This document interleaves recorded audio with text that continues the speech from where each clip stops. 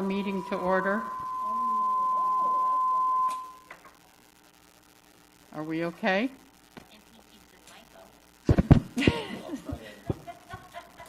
My mic is on. Mine's on. Okay. All right, we're calling meeting to order. Roll call, please. Mayor Breeden. Here. Mr. Blades. Here. Ms. Stevens.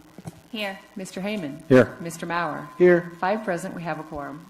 We have approval of the agenda, but per the applicant's request, we are pulling item number 10. And so if we can have a motion to approve the agenda without number 10 on. Which item is it? Can you say which item number 10 is? Chuck Rulin? Okay, It's the subdivision. thank you. I so move. Second. Please vote. Oh.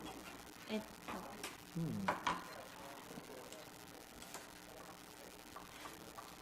Peggy, I you vote? did. Okay, 5 now I ayes, do. motion carries. Okay. All right, then we will, is there any public comment on closed session? Is anybody called in, please? I don't see anybody. We'll give you another 10 seconds.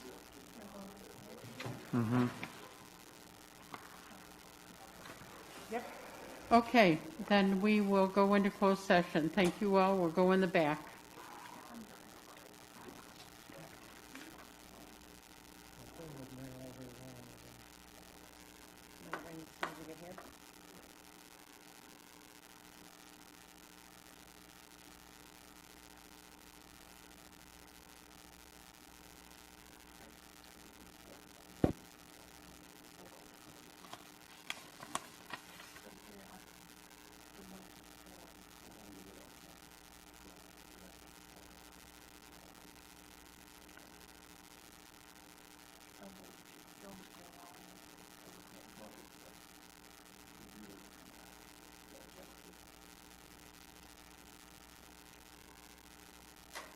Okay, it's turned to 6 o'clock. I'm going to call the meeting to order. Dave, will you lead us in the pledge, please? This date. Sorry, too many days. Thank you. Allegiance to the flag of the United States of America and to the republic for which it stands, one nation, under God, indivisible, with liberty and justice for all. Please remain standing. Lord, I'd like to ask you today to look on this community, to see where we are, help us to find where we need to go, help us to be grateful for all that we have in spite of what we don't have. I am so proud of who we are and where we can go, and we know we'll do it with your guidance. And I ask everyone to remember that we are community. We are unity. We are together. We may not agree with one another, but Lord, we are community. In your Son's name I pray. Amen. Thank you.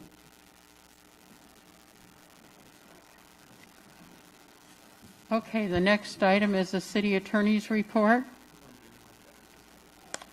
Thank you, Madam Mayor. This is Lloyd Pilchin. City Council met in closed session today. One item on the agenda, conference with real property negotiators identified on the agenda. The Council heard reports from staff, gave direction. No final action or reportable action was taken. Thank you, Madam Mayor. Thank you, sir. Next item on there is public comment.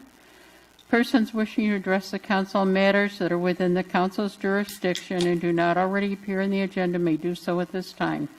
Pursuant to the Brown Act, the City Council may not take action on any item that does not appear on the agenda. Speakers are limited to 5 minutes. The public comment section of this agenda is limited to a total of 1 hour. Each speaker is asked to provide his or her name. I am so glad to see you all here. Thank you very much. First public comment, please.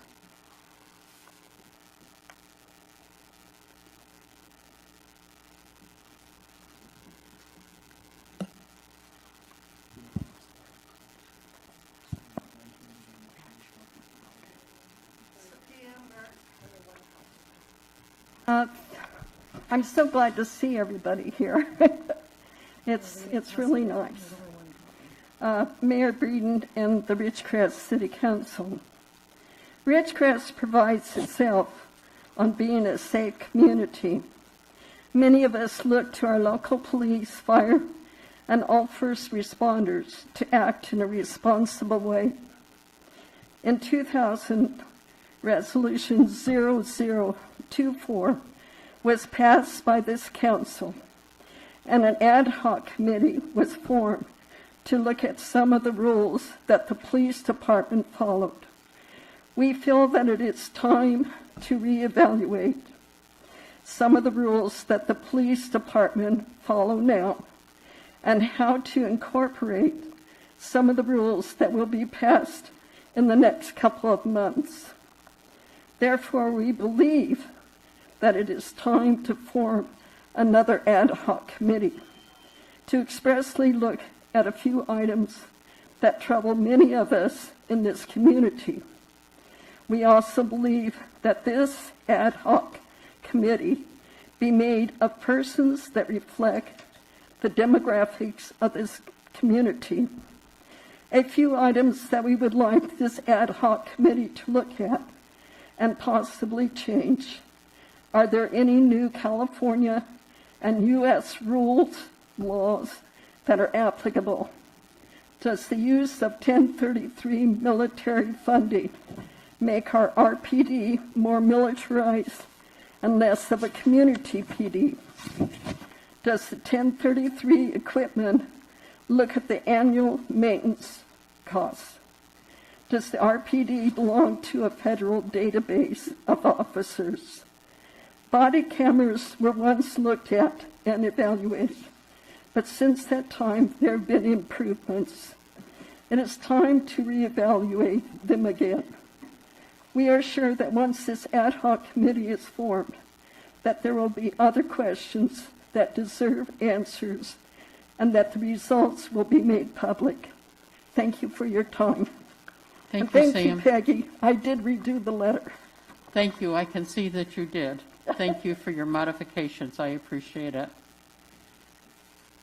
Well, we're waiting for Mr. Matthews to come up. If there's public who wishes to speak on this public comment item, this is the time for you to call in. So go ahead, Mr. Matthews. Thank you, Madam Mayor. It's been a while. God, where do I start?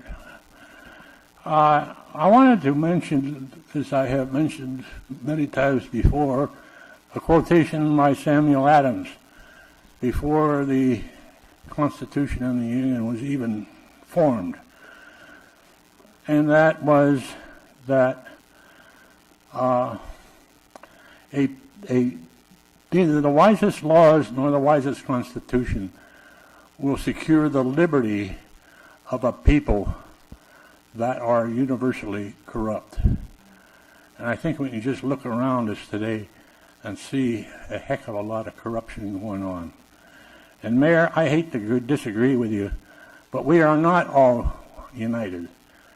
I mean, we should be, but we're not. There's two different sides out here today, quite dramatically opposed. And I think it's time that we start recognizing that and taking the right actions to oppose those. There was one other quotation I wanted to bring up. I was alive when this president said this, but I didn't realize it until years later when I learned about it in junior high and grade school. Junior high, that was middle school back then, you know. But it was, we have nothing to fear but fear itself. And if we go according to God's will, we will survive. I truly believe that.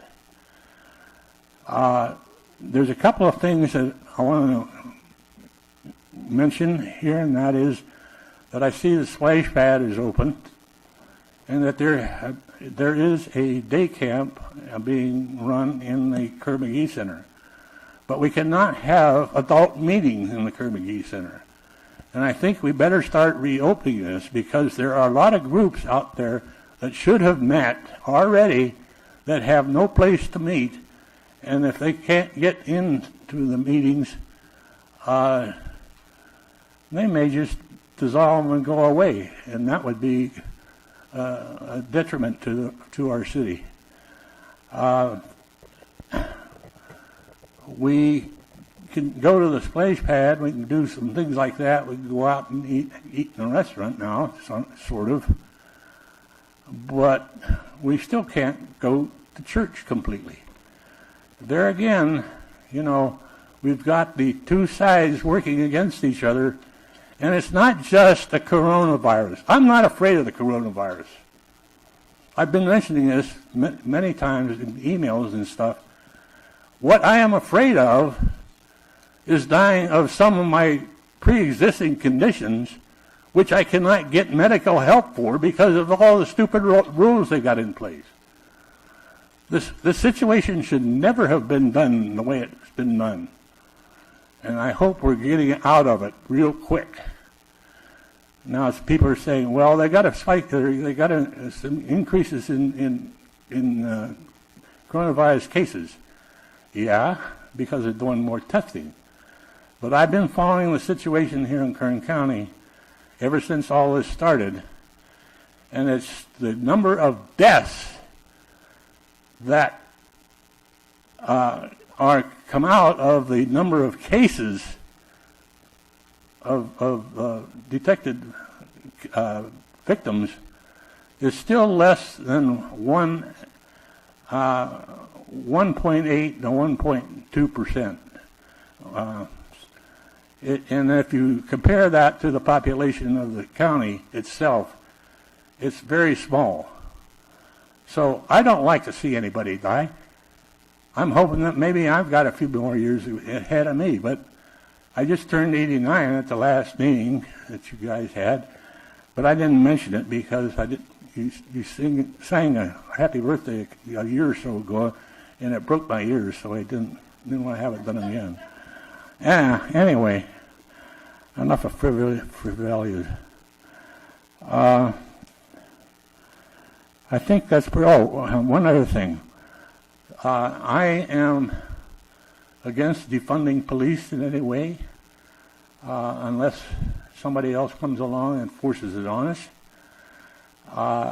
For a definition of a policeman, please see if you could find Paul Harvey's definition of a policeman and listen to it.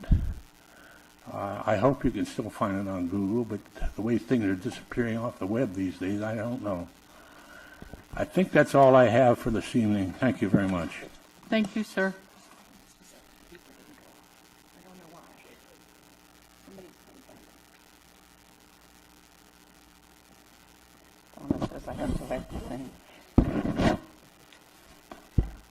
So tonight I'm Carol Vaughn, president of the Ridgecrest Area Association of Realtors, and I'd like to read a letter that we have sent to the city. I know you're capable of reading, but I kind of like the community to hear it too. It's City of Ridgecrest, Honorable Mayor and City Council members. Ridgecrest Area Association of Realtors is deeply concerned that yet another financial burden may be imposed upon the citizens of Ridgecrest and the ratepayers of the Indian Wells Valley Water District. The Indian Wells Valley Water District has requested the district begin discussions with the city to negotiate terms to acquire the wastewater from the treatment plant. The district maintains this water is necessary to offset the lack of water allocation provided to it by the local groundwater sustainability agency and reduce the financial burden on its customers to pay the cost of an augmented water supply. The water district will have to pay for augmented water for all water not within the GSA allotment. The water district has gone on record with a letter to the City Council dated May 14th, 2020, stating the cost of augmented water poses an unreasonable financial burden for the residents of the Indian Wells Valley. The Ridgecrest Area Association of Realtors is in full agreement with the Indian Wells Valley Water District's position on this. The cost published in the GSA's Groundwater Sustainability Plan far exceeds the financial ability of many local residences. Economic development as well as supporting base growth is dependent upon the water district having control of the one and only local independent water supply of water. We ask that the City Council work with the Navy to ensure this unreasonable expense not create an additional financial burden to the residents of the Indian Wells Valley. Thank you for your attention on this very important matter. Sincerely, Carol Vaughn, President, Ridgecrest Area Association of Realtors. Thank you. Thank you very much. Is there anyone else who wants to speak? Pardon me? It's really hard to read in the mask. I know, it's hard to listen with one, too. Is there anyone who's calling in to speak under public comment? I don't see anybody. I'll give you another 10 seconds, and then we'll go on. Mayor, I forgot one thing. Okay, well, your 10 seconds. We're not supposed to do this, Dave, you know. Yes, you are, because it's not been an hour. And nobody else is waiting. Yeah. We just can't let you take the whole hour, sir. I'm not going to take it. Okay. There's a new book out. It's coming, not out yet, it's coming out. It's called Live Free or Die by Sean Hannity. And you can pre-order it right now. Just Google it, I'm sure you'll find it. And I am recommending that everybody read it. Father's Day is coming up, but you don't just have to give it to your father. I think you need to give it to your kids and anybody else that can read. And it may be on e-edition. I don't know. Okay, thank you, sir. Okay, no more public comment, no calls in. Then we are going to go to council announcements. I'd like to take the opportunity to be the first one. Last Friday, we had a virtual meeting with Kevin McCarthy and Admiral Dillon, Captain Dale, Captain Scott, many of the people that are rebuilding the base and discussion thereof. And after the discussion, and I heard everybody talk about what could, would, should be, I asked them if they would come to the City Council and speak to us. Our staff is trying to work up a date when we can get those people. Brett Harlow was there as well. Yeah, he was there. And we want to get it out to the public, what's happening, and we want them to do it in a manner which everybody can hear and participate. And so we're working on that, and we hope that we were working for July. I don't know where we are with that run, but we want to do it as soon as we can. Got it. Melissa was going to reach out Okay. to Mr. Harlow and see what date was available for them. There's so much talk about what's going to happen. We wanted to have it from the source, so that's what we're doing. Is there any other council announcements? Anybody else? Okay, then we will go to the consent calendar. All items on the consent calendar are considered to be routine and non-controversial by city staff. Consent items may be approved by one motion if no member of the council or audience wishes to comment or ask questions. If comment or discussion is desired by anyone, that item will be removed from the consent calendar and will be considered in listed sequence with the opportunity for any member of the public to address the City Council concerning the item before any action is taken. Item number 1 is proposed action to approve draft minutes of City of Ridgecrest City Council, Successor Redevelopment Agency, Financing Authority, Housing Authority, regular meeting dated June 3rd, 2020. Item number 2, Proposed action to approve draft minutes of the City of Ridgecrest City Council successor redevelopment agency, financing authority, housing authority, special budget workshop dated June 4th, 2020. Does anyone on the council want to have any of these items pulled? Does anyone in the public wish to have any items of these pulled? Okay, motion? Move approval. Second. Please vote. 5 ayes, motion carries. Okay, the next item, discussion and action items, update on local COVID-19 response. Mr. Strand? Yes, Madam Mayor, members of City Council, this is our council update regarding the city's response to COVID-19. We haven't really seen a significant uptick in cases within the community. Last 2 weeks ago, we were at 8 local cases. We're at 11 now, with a total of 12, including Inyakern. Just recently, we had our first inpatient at the Ridgecrest Regional Hospital that was put out as a press release from the Ridgecrest Regional Hospital. Last week, actually a couple weeks ago, the governor allowed us to phase into stage 3. Currently, we're looking at our local gyms, bars, and movie theater are either open or planning to open here in the near future.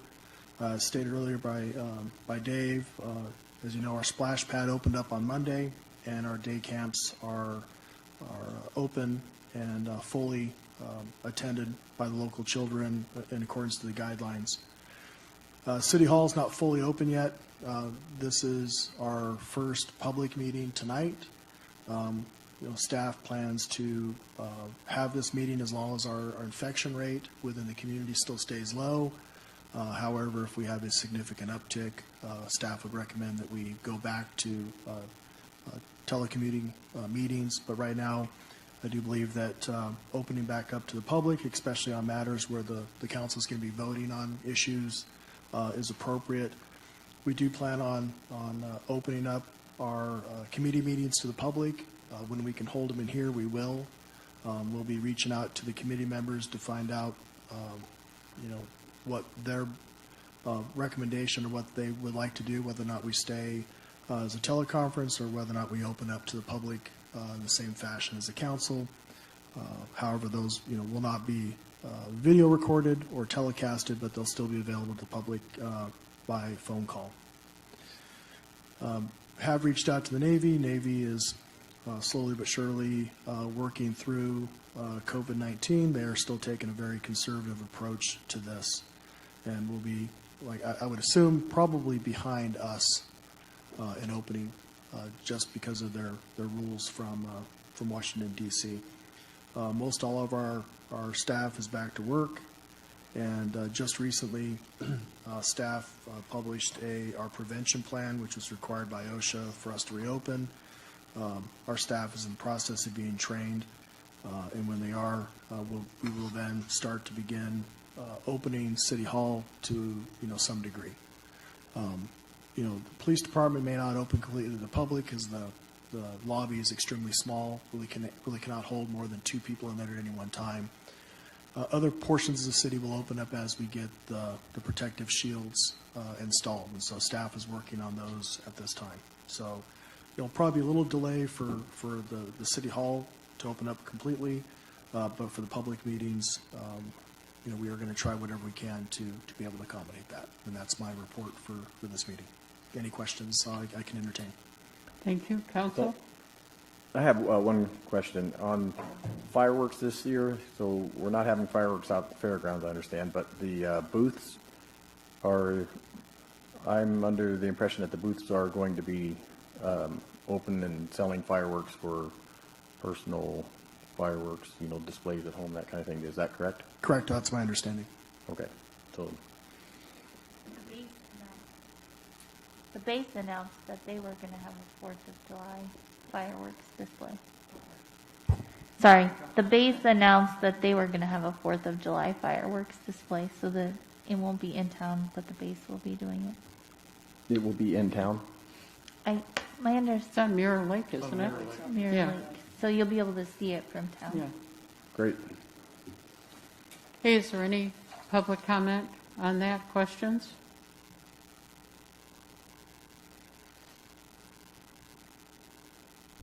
Sophia America. Yes, I'd like to know how many ventilators we have and how many ICU beds we have in this community. That would be a question for Ridgecrest Regional Hospital, but I do believe we have 4 ventilators available, and I think 8 ICU beds. I could be mistaken. That would be a question more for Mr. Suber. I think that's correct. Yeah. I think that's what I saw, those numbers. That's what I remember. Yeah. I didn't want to misspeak.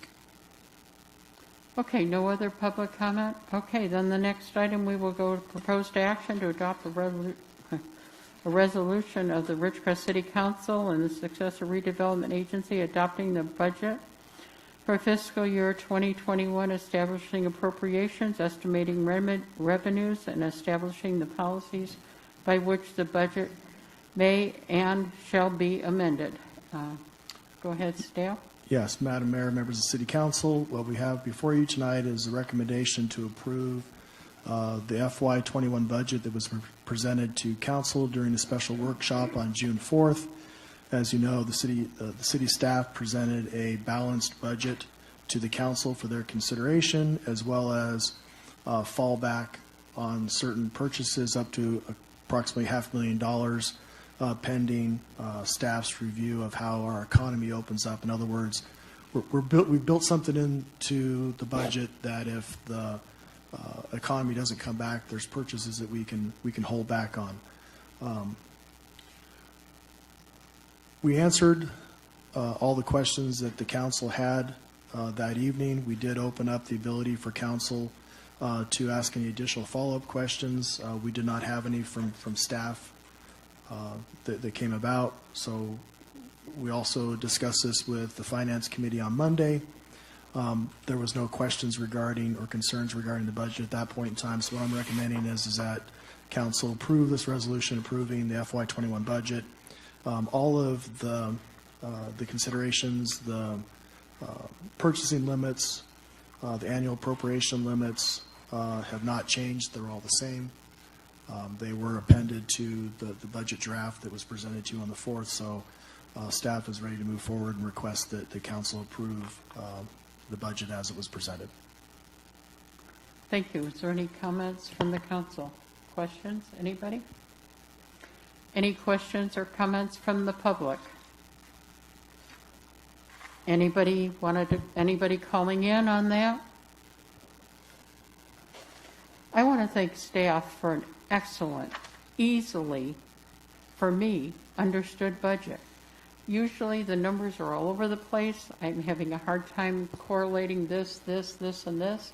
You did a great job. You followed a lot of good things that you had in last year's, and we in the Finance Committee, it was easily understood for me. I'd like to add to that too. I think this is the 3rd year now that the budget is in the green or ahead, and so I'd like to say that that's a fantastic job, and for the city, I think that says something. So our finance is doing a great job. One of the things I'd also like to add, if I may, at this time, there was a lot of discussion on some of the social media, how they're going to raise taxes, the city's going to raise taxes, we're going to put us out of business and all this kind of stuff. And all we did was say, we are looking at the budget, trying to figure out where we are, to see if we have a positive revenue, to look at the options we may have if we don't. Somehow nobody seems to understand the ifs or maybe, and it was, we're going to raise taxes and we're all going to die. So I'm being a little facetious here. But I want to thank the public for giving us the opportunity to share with you, we have a positive budget. Was it easily done? I think you can tell us it wasn't. But with all the work that was done, we understood it, and we're very proud of the work that you did to bring us a budget where we didn't have to raise taxes. So thank you. Is there other council comments? I just want to echo and say thank you for doing a great job. The budget hearings were nice. We got to hear from every department, and it was great to hear what we have planned. And if things improve, we have plans with what we'll do with that extra money. And so it's great to see us being proactive, and that we also were better than a lot of other cities where we won't have to pass a tax because of our reserves were where they needed to be. So I'm glad that we're able to move forward, and hopefully things will improve economically, and we will be able to purchase a lot of things and do things that we have on our wish list as well. So thank you. Okay, no other council comments? I move approval. Second. Okay, no more questions from the public, so Please let's vote. vote. Sorry, I didn't mean to speak over you. 5 ayes, motion carries. Okay, thank you all. The next item is discussion and provide guidance to the city's representative to the board of the Indian Wells Valley Groundwater Authority, Mr. Heeman. All right, so I'd reported on the last meeting, I believe at one of the previous city council meetings, so I don't have anything new to report on. We will be meeting tomorrow. I do want to say that the agenda for this month and for next month is pretty heavy weighted, and there's a lot going on. What I would ask is that everybody read the reports that are in the agenda for tomorrow's meeting, and particularly the city council members. I think these are some of the best well-written reports, informative, cover the broad picture, the big picture, given history on the various items that we're going to be addressing and some of the background on it. So I think it's really informative, and I think would educate everybody really well. And then that's really all I had to say about it at this moment. Hey Doc, I had a quick question. So I didn't get the chance to read through all the reports, but I did read the agenda. It seems like multiple times on there was litigation thrown out there. Like you guys are facing a lot of key decisions coming up. Are those going to be voted on in this next meeting?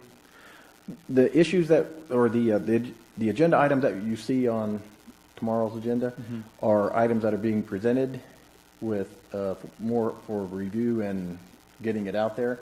None of these are, well, I won't say none, but the main agenda items are going to be voted on in August. I believe is the month. The tolling agreement. The tolling, the fees, right. There was a couple of them.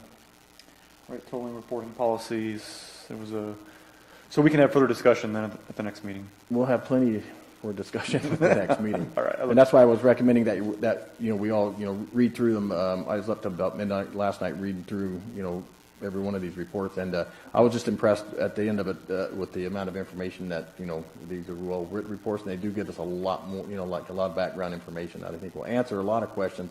A lot of my questions were answered as I read through the agenda. So I think just from what I read through, looking through the cost increases, the fee increases, I do have concerns over the pumping fee, the pumping fee and the augmentation fees increasing. I understand from the way the budgets and things are being done, that's what they need to be increased by. But I just calculated quickly based off of the reports, and like the pumping fee going from 35 up to 225, that looks like it will go from, if we have 13,000 households, go from $17.50 per household to $112 per year. And then the augmentation fee would go, it doesn't exist yet, but it would go up to $344 basically per household. So total, that's $456. And so that's a pretty big increase that people in the pumpers are going to be facing. So with those numbers, are you coming up with an annual fee? Mm-hmm.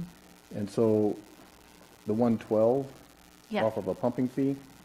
Yeah, that's from the $35 to the $225, if that's an acre foot price. In the Indian Wells Water District, it says the current estimated pumping in the report was $65.07. So 6507 times 225 was like 1.46 million.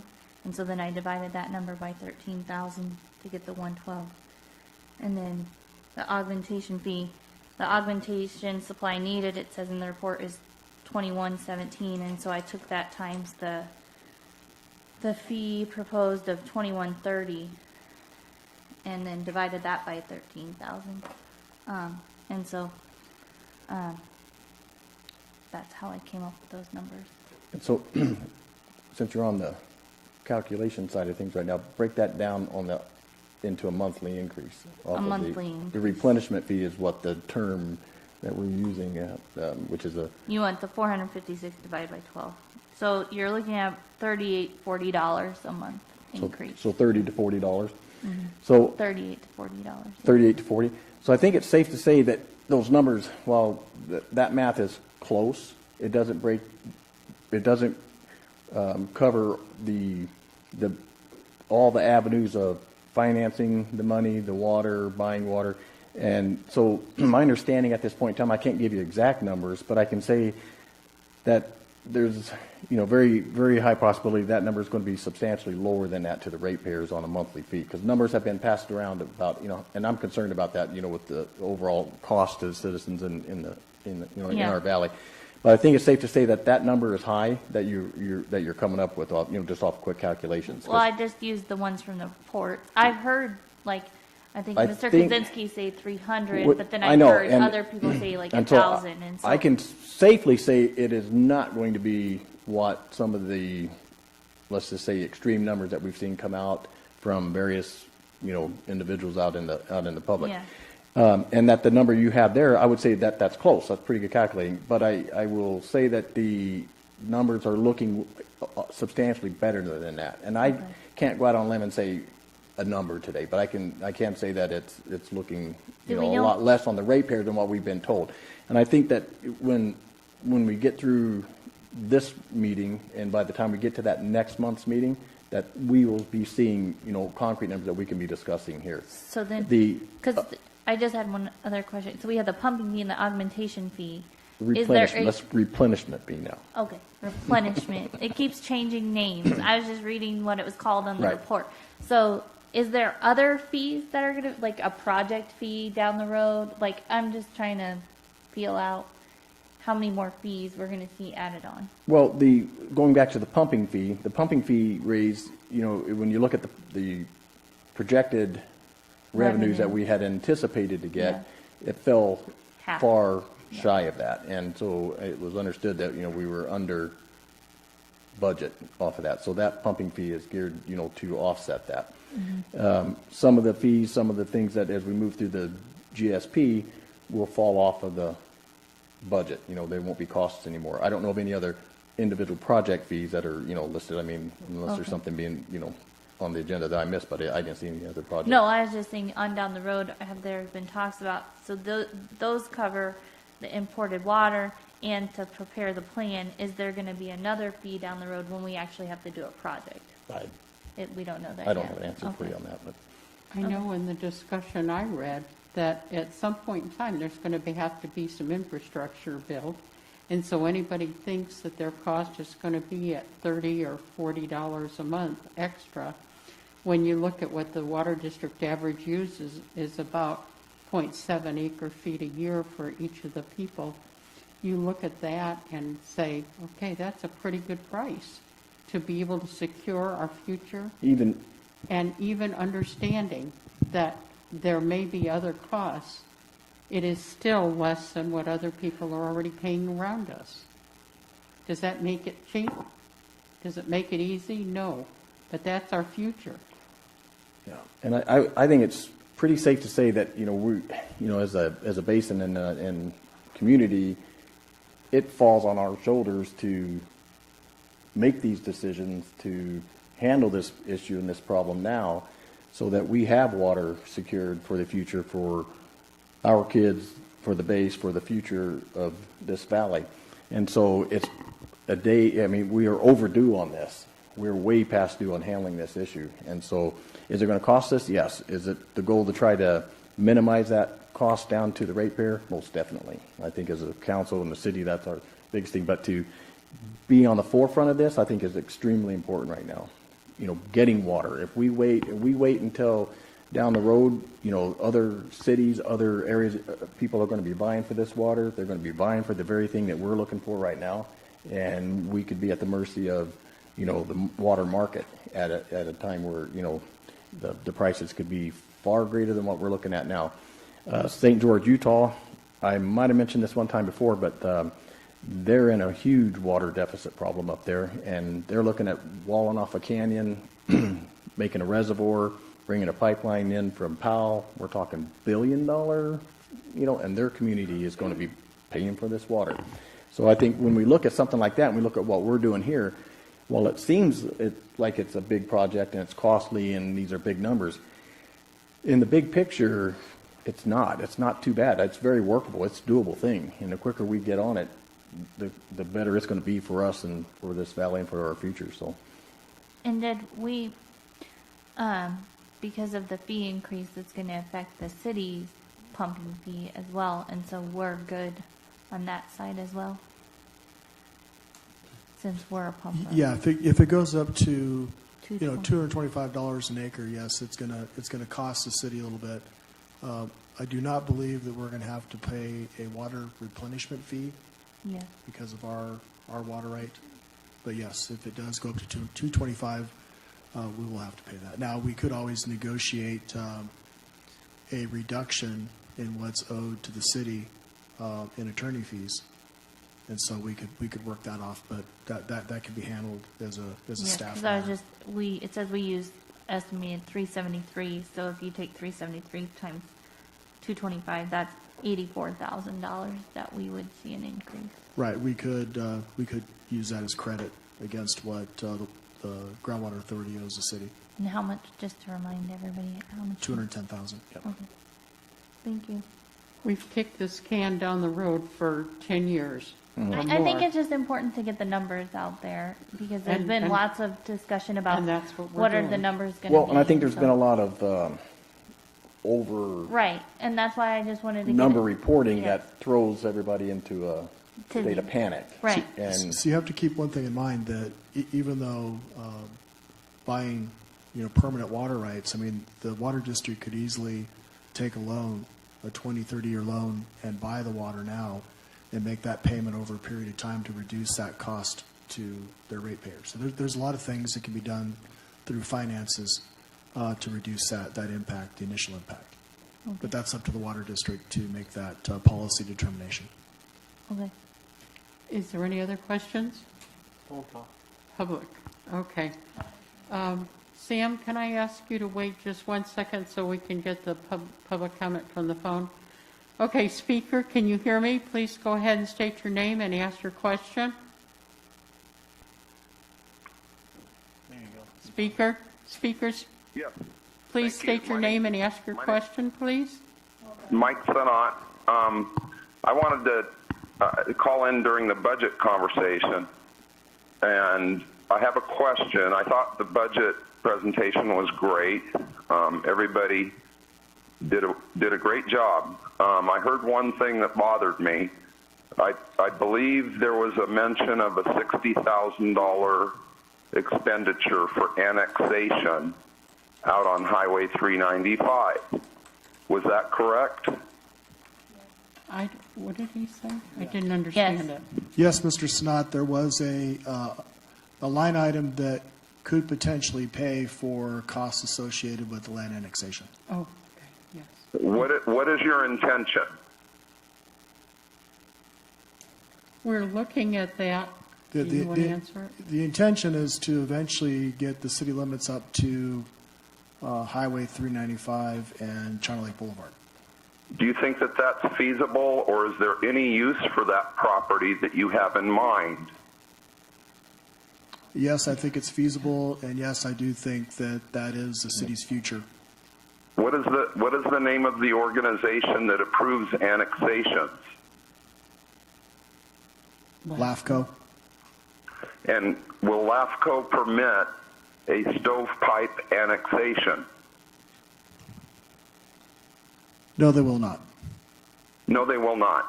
So what is your intention? To annex everything south of Ridgecrest? No. We haven't defined that yet, Mike. That's what we're looking Well, you at. defined it 4 years ago when you sprung the map that you had produced by the engineer, the young engineer in the city planner's office without his knowledge. Do you have that map still, Mayor? We are looking at, there was a lot of information that was brought Do you still forward have at the that map? time. Mr. Sinat, The map that you handed out at the town hall for economic development. Mr. Sinat, this is I real would like the map. Mr. Snott, I don't know about that map. I wasn't involved at that time. If this matter does move forward, this will be something that will be brought to the public for discussion, and we can discuss it at that time. Whose idea is this, Mr. Strand? Originally, Mr. Snott, this isn't going to be an interrogatory. Right now, this was a line item. This was a line item in the budget. Mr. Snott, this was a line item in the budget. Like that. Annexation's a big deal. It's a big deal. thank you, Mike. So if you're going to spend $60,000 on that, that's a waste of money. Then thank you for my time. I appreciate it. Thank you. And I thought you did a great job on the budget, everybody. Thank you, sir. But annexation is the wrong direction. You need to look inside. The old China Lake area, it's an opportunity zone, a qualified opportunity zone. Look inside. I'll have more to talk about. Thank you. Thank you. Okay, so was there anybody else who wanted to talk about this? Oh, I'm sorry. Sam, I'm sorry. Please come forward now. I didn't mean to ignore you. I'd like to go back to the GSA.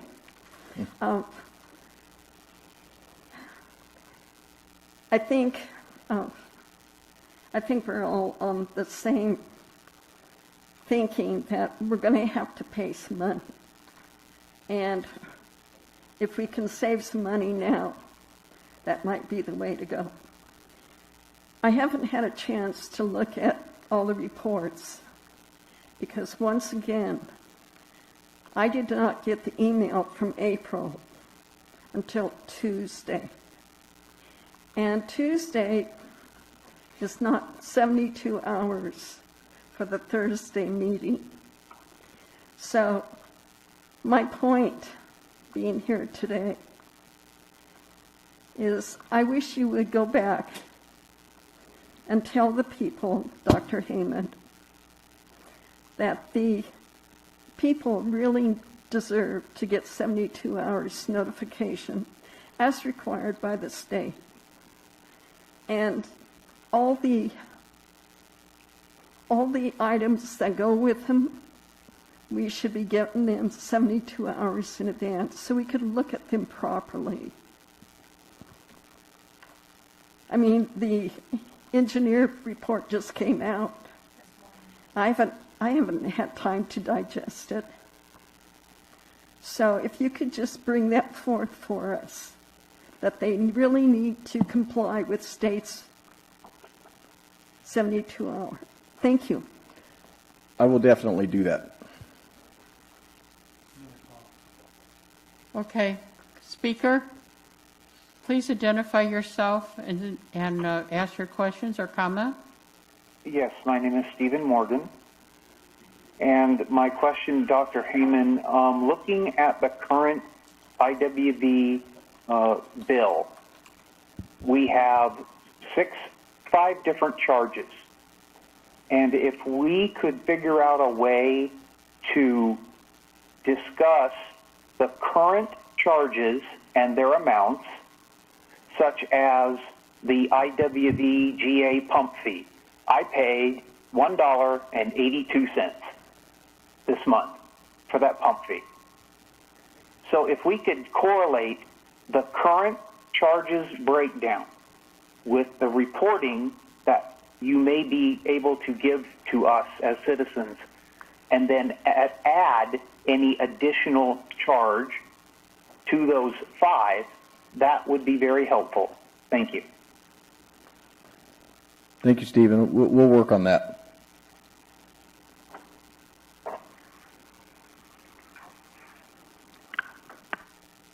Any other comments from the public? Any other calls? We'll give you another 10 or 15 seconds, please. Is there any other comments from council or from the public?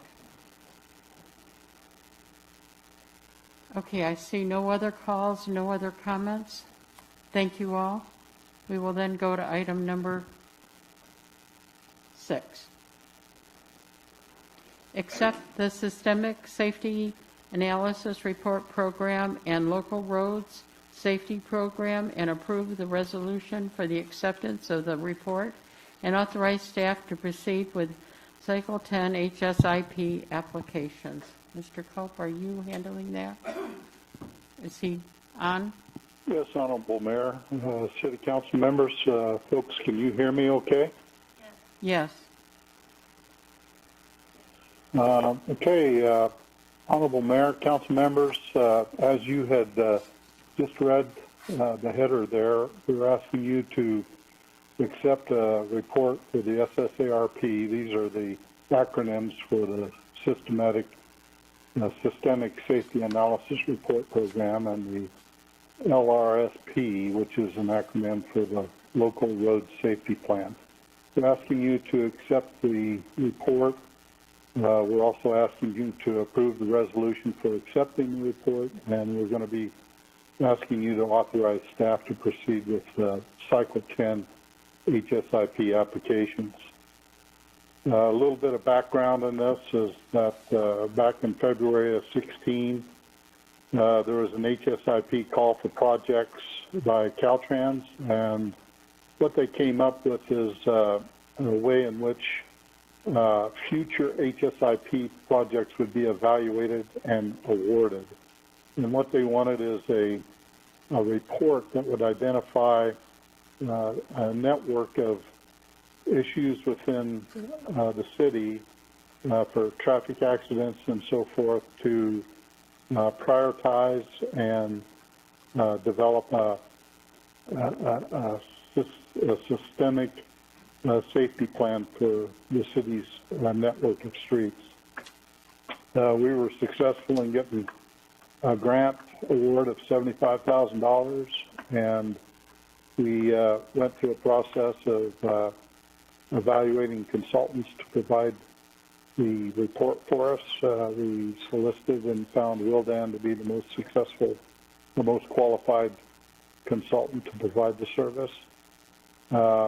Later, during the development of the SSARP back in 2018, Caltrans came out and expanded the safety program with the local road safety plan. And fortunately, with the grant amount of $75,000, we were able to incorporate the LRSP program as a part of the SSARP. Wildan was also able to fulfill several other tasks for us, one of which was an engineering and traffic survey for 48 street segments. That was very important to us. The police department requires that every 5 years to be able to enforce or make citations stand up in the court of law. So we were successful in that effort. And by the way, you folks had approved that engineering safety survey by resolution 04-19. Some other things that Wildan did for us as a part of this grant was do warrant studies for several stop intersections, and also updated our traffic volume counts within the city. So as a result of the SSARP and LRSP, Wildan was able to identify 9 potential HSIP projects for us that we can consider for submission into our Cycle 10 HSIP call for projects. which, by the way, they recently just made this call for HSIP projects, and I think the due date is August for the applications. There were 3 of the projects that had the highest benefit cost ratios that they recommended for application into the HSIP application. One of which was, it's actually for the city of Ridgecrest rather than just China Lake, but systemic bicycle and pedestrian improvements. It had a very high benefit cost ratio of 47.84. We had citywide neighborhood intersection improvements with a BC ratio of 9.48, and signal synchronization using adaptive signals for 6 of our intersections with a BC ratio of 7.4. I might mention that the Cycle 10 HSIP applications have minimum requirements of projects that cost over $200,000 and have BC ratios of over 5. And the consultant made a further recommendation that we should really be looking at BC ratios over 7. So these are the 3 most outstanding projects that they recommend for us with BC ratios of well over the 7. Can I ask the report was completed back in March. Oh, certainly. I'm sorry. Sorry. I just wanted to ask, so because the Downs and Bowman Road, that BC ratio is 8.95. And so to me, that seems like that would be a better one to apply for, because we've been talking a lot about adaptive signals in the infrastructure committee, and I just have concerns over the costs, because I feel like once we get some adaptive signals in, you're likely going to want to put more in, and the cost of those adaptive signals for us to install is quite high. I understand that we could get a grant for some of them, but not all of them. But it seems to me like we would be better off applying for the Downs and Bowman project instead, especially because the benefit ratio is higher on that one, and we've had issues with that intersection. That's very correct, council member. The thing that we're looking at, and the thing that Caltrans looks at also, are projects that aren't necessarily construction projects, but systemic projects. Something that is projects that can be implemented rather quickly, that have fairly short design periods, as well as quickly being able to be accommodated since it is a safety project.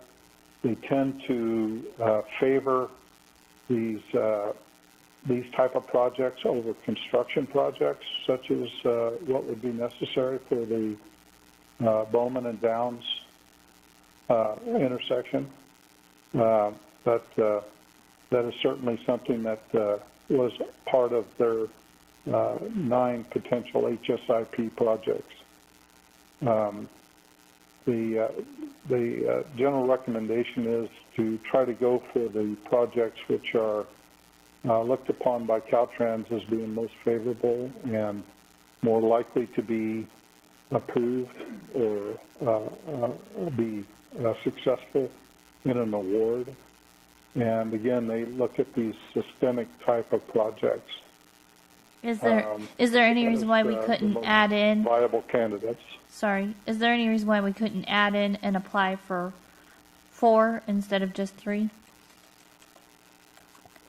Not at all. No, that's that would be a decision that you as council could make if you so desire to look at that project and have us apply for that. It would be very appropriate. Okay, thank you.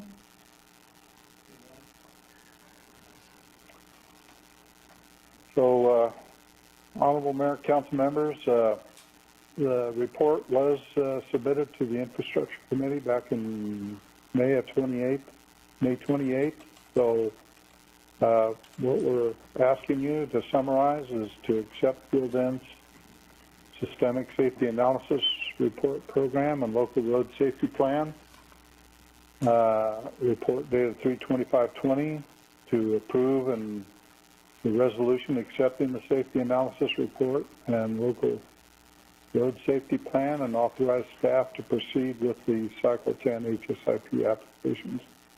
I might also mention that we just recently attended a webinar on the Cycle 10 HSIP program, and we're in a very good position to also be awarded what's known as a set-aside award for systemic programs, because we are one of the agencies that have successfully completed this SSARP and LRSP report. Because we have completed this report, we're immediately eligible and given a priority for these set-aside grants for systemic type of safety improvements within our city. So in addition to these applications for these particular projects, we also stand to be successful for a $250,000 grant for other set-aside type systemic safety improvements within the city.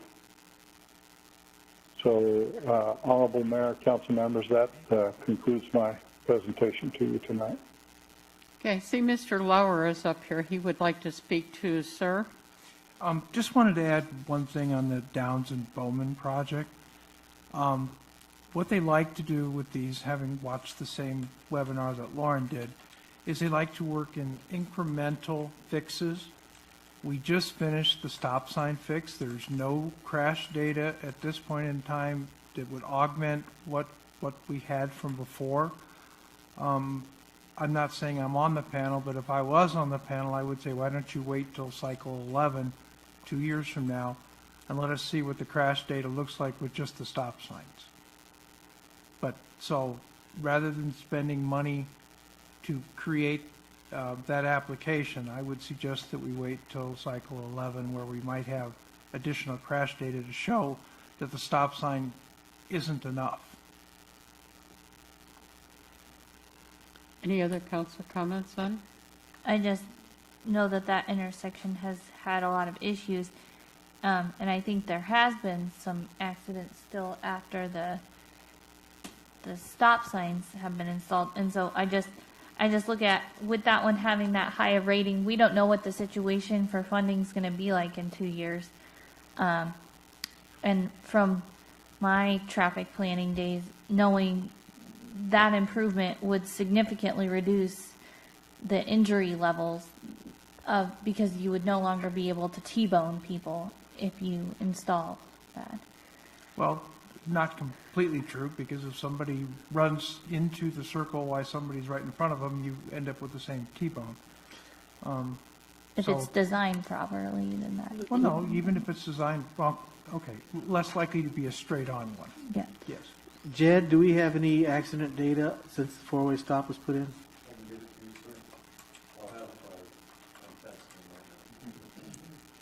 That was all I had. Okay, is there any comment from the public? I see light.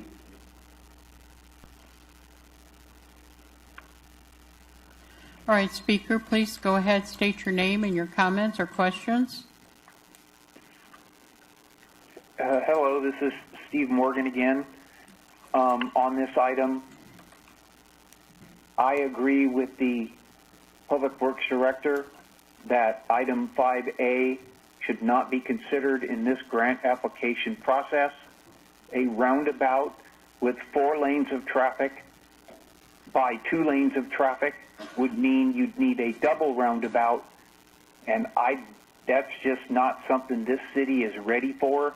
If you've ever driven on Base and been on that roundabout, you know that there are issues with them, and the amount of traffic I agree that even though it rates very low, if you need the traffic signal, which is 5B, Down Street and Bowman traffic signal, that would be the way to go in the future. Thank you. Thank you, sir. That has too low of a rating. Pardon me? I said 5B has too low of a rating to qualify. Yeah. Well, because installing a traffic signal, basically, you're still allowing for the T-bone, which is what the cost ratio is so high, is because you're eliminating that. Did you get that traffic data, Jed? Okay, all right. But I just, how much extra does it cost to throw this in? Since you said you were. Lauren, do you have any idea? The application, if we added, instead of doing 3, if we did 4? I do not have a cost estimate for the 4th. We do have a cost estimate for the 3 proposal from Willdan for processing 3 of the applications. I might mention that the application is already prepared. If you look in the back in the appendix, the application, HSIP application is already prepared, so it shouldn't be much of an effort. And now the application that you have in the back in your appendix for the roundabout is the Cycle 9 application. The Cycle 10 application is different, and there's a few different items that need to be included in the Cycle 10 application, but for the most part, the application has been completed. I would not anticipate it to drive an engineering cost much beyond that which has already been proposed. So I just think if that's a good rating, we might as well throw it in the ring too, because we could end up getting all 4, but so. Okay, Lindsay, did you have any more before we take the caller? No. All right, caller, please identify yourself and ask your question. Is that still Steve? That was still Steve. Oh, Steve, was that you? Well, now it's too late to ask. Okay, Steve, was that you who were gone? So I see no other callers online. Let's give it a few more seconds. And Council, did you have any more questions? Public. Go ahead. Lauren, would putting a 4th item on this jeopardize the first 3, or would it would not? So it would not hurt to put a 4th item on there then? No, there's no limit to the number of applications we can make. We can make as many as we desire.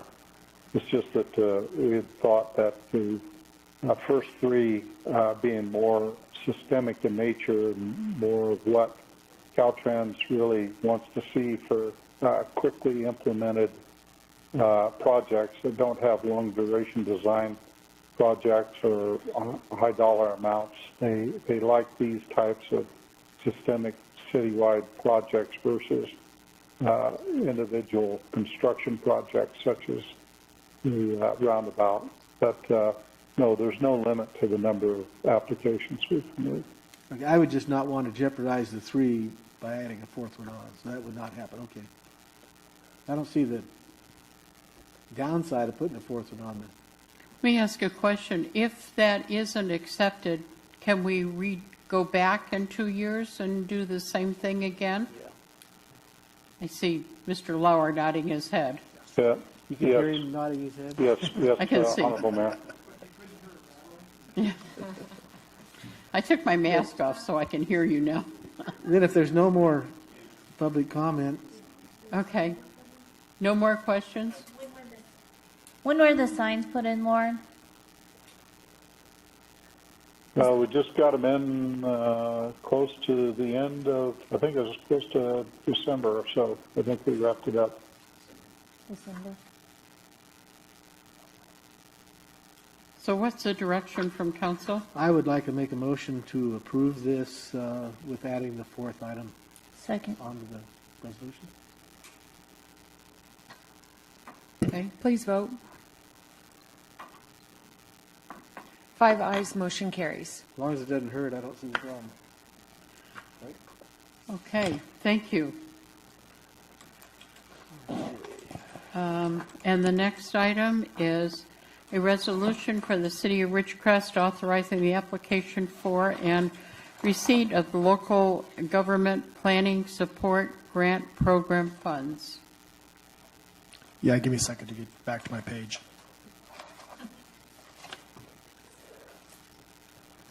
Madam Mayor, members of the City Council, this staff report resolution was prepared by Corinza Shalanta. She was unable to make it tonight, so I'll be doing the presentation. What this is before you is a grant application request from the Housing and Community Development for a local early action planning grant. The grant is designed to do projects that will help streamline our housing development and planning processes. Because of the city size, our city size, we're eligible for a $150,000 grant award for this purpose. This has been included in our budget process. The city plans on using this funding, one, to update our housing element, and two, to partially fund our update of our engineering design standards. And both of those items will help streamline our housing processes. So what we're asking for you today is to approve this resolution authorizing the city to apply for this grant and for myself, the city manager, to sign it. Discussion from council? I like seeing us go after grants. Like versus us just paying to do the plan that we need to do anyways, that we have found a grant to help offset that cost. Yeah, we are prepared to move forward with engineering design standards update. We did place that out to a competitive bid. We did get a response back. It is in the budget. We do believe it's going to take up to, I think it's 6 to 9 months to complete the update, but it has a significant amount of public engagement. But that item was on the agenda a while ago, but then we pulled it because are we doing more in-house than to save money? Is that?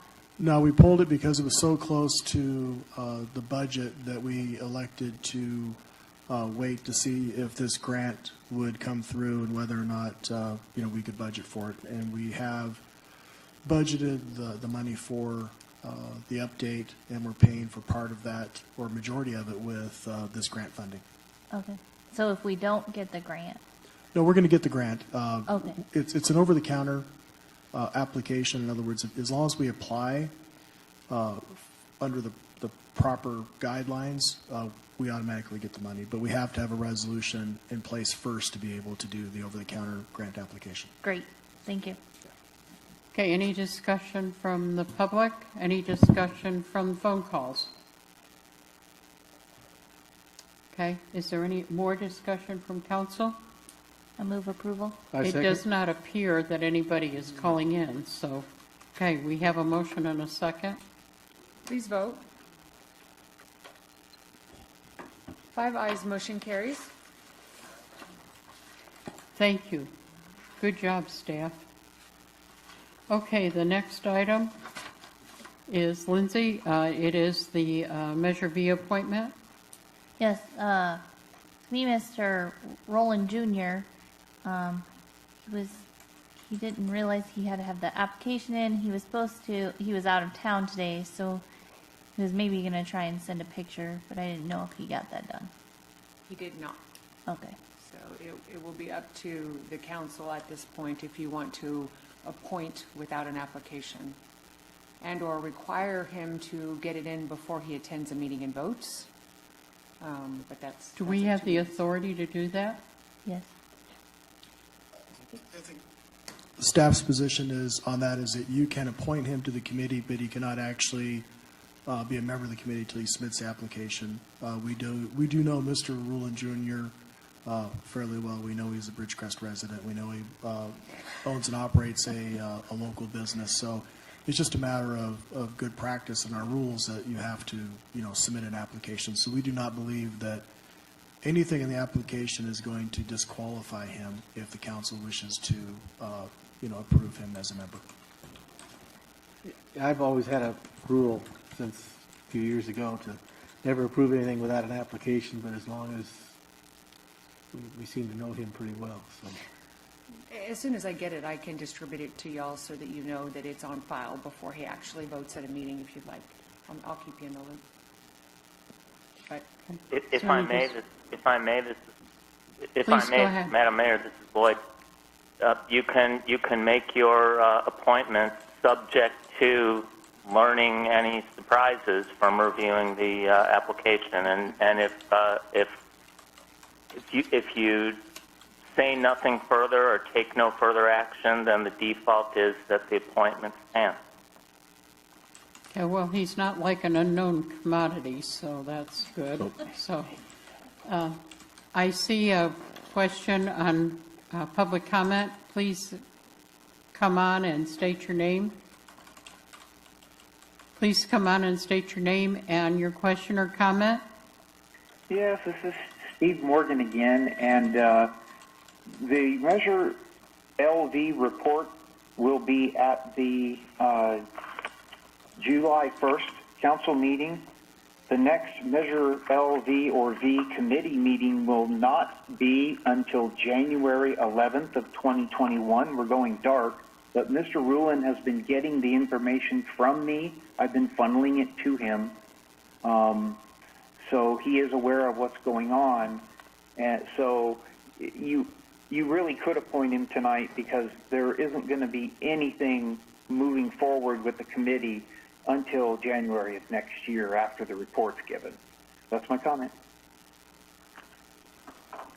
Okay, is there any other public comment or public from in here? Any other council comment? None. Is there a motion? I move approval to appoint Roland Jr. Second.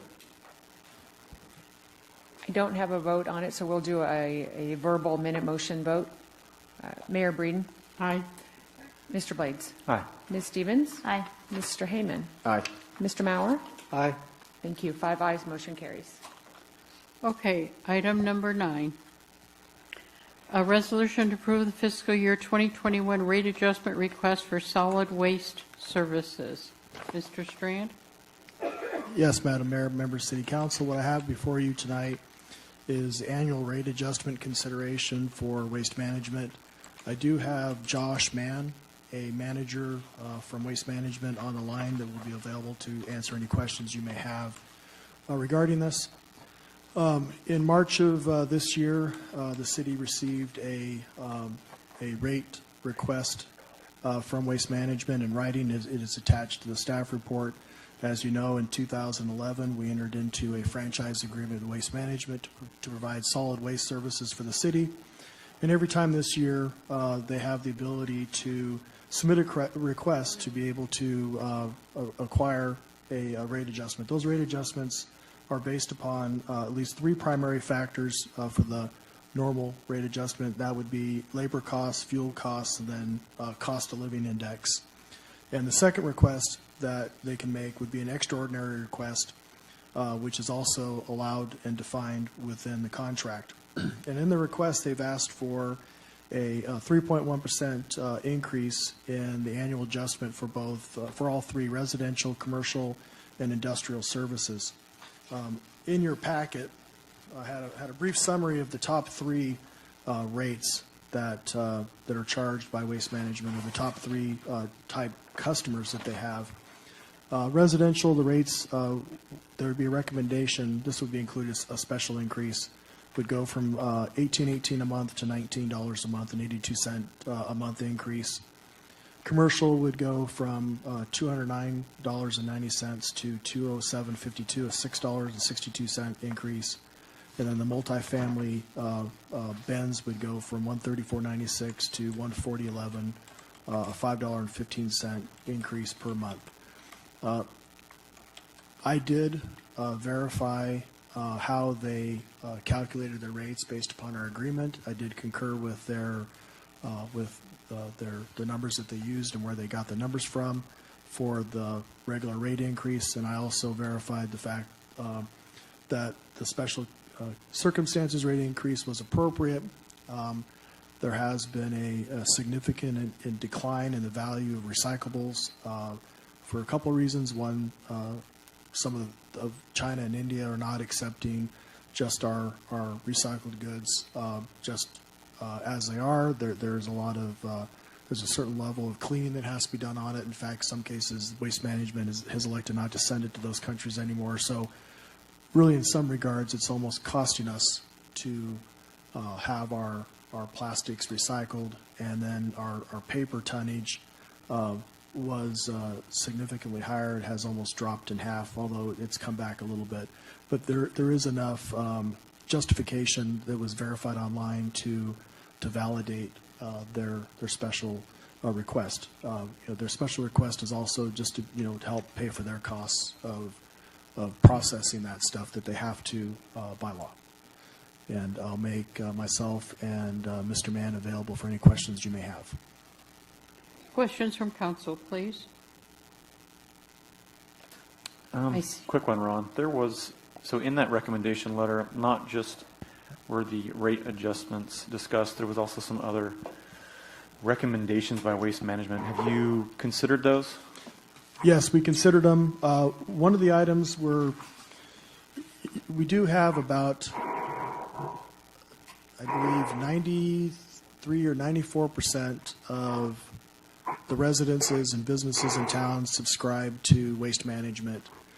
We do have an issue with primarily some multifamily residences that are not recycling, and some that are using other people's trash cans. There was a request to increase the rate of some of the businesses whose bins are filling up and they're overflowing, to provide a penalty for them to come out and address it. There's two reasons why we elected not to do that. The primary one was this is right when COVID-19 was at its peak. Businesses were shut down, and Waste Management in the city looked at that and figured we didn't want to burden the businesses at that point in time with forcing them to go to larger trash cans at this point in time. We know we have to come back eventually and look at mandatory recycling. It is something that Cal Recycle has talked to us about. That's something we plan on bringing back. So, yes, I did talk with Mr. Mann about those, and for those reasons, we passed on a couple of those other items. Thanks, Ron. Do we still use that other consultant who oversees? Yes, they're available for us. We will bring them back when we renegotiate our contract with Waste Management within the next year. Okay. And they'll review if we need to do any of those things with the state as well?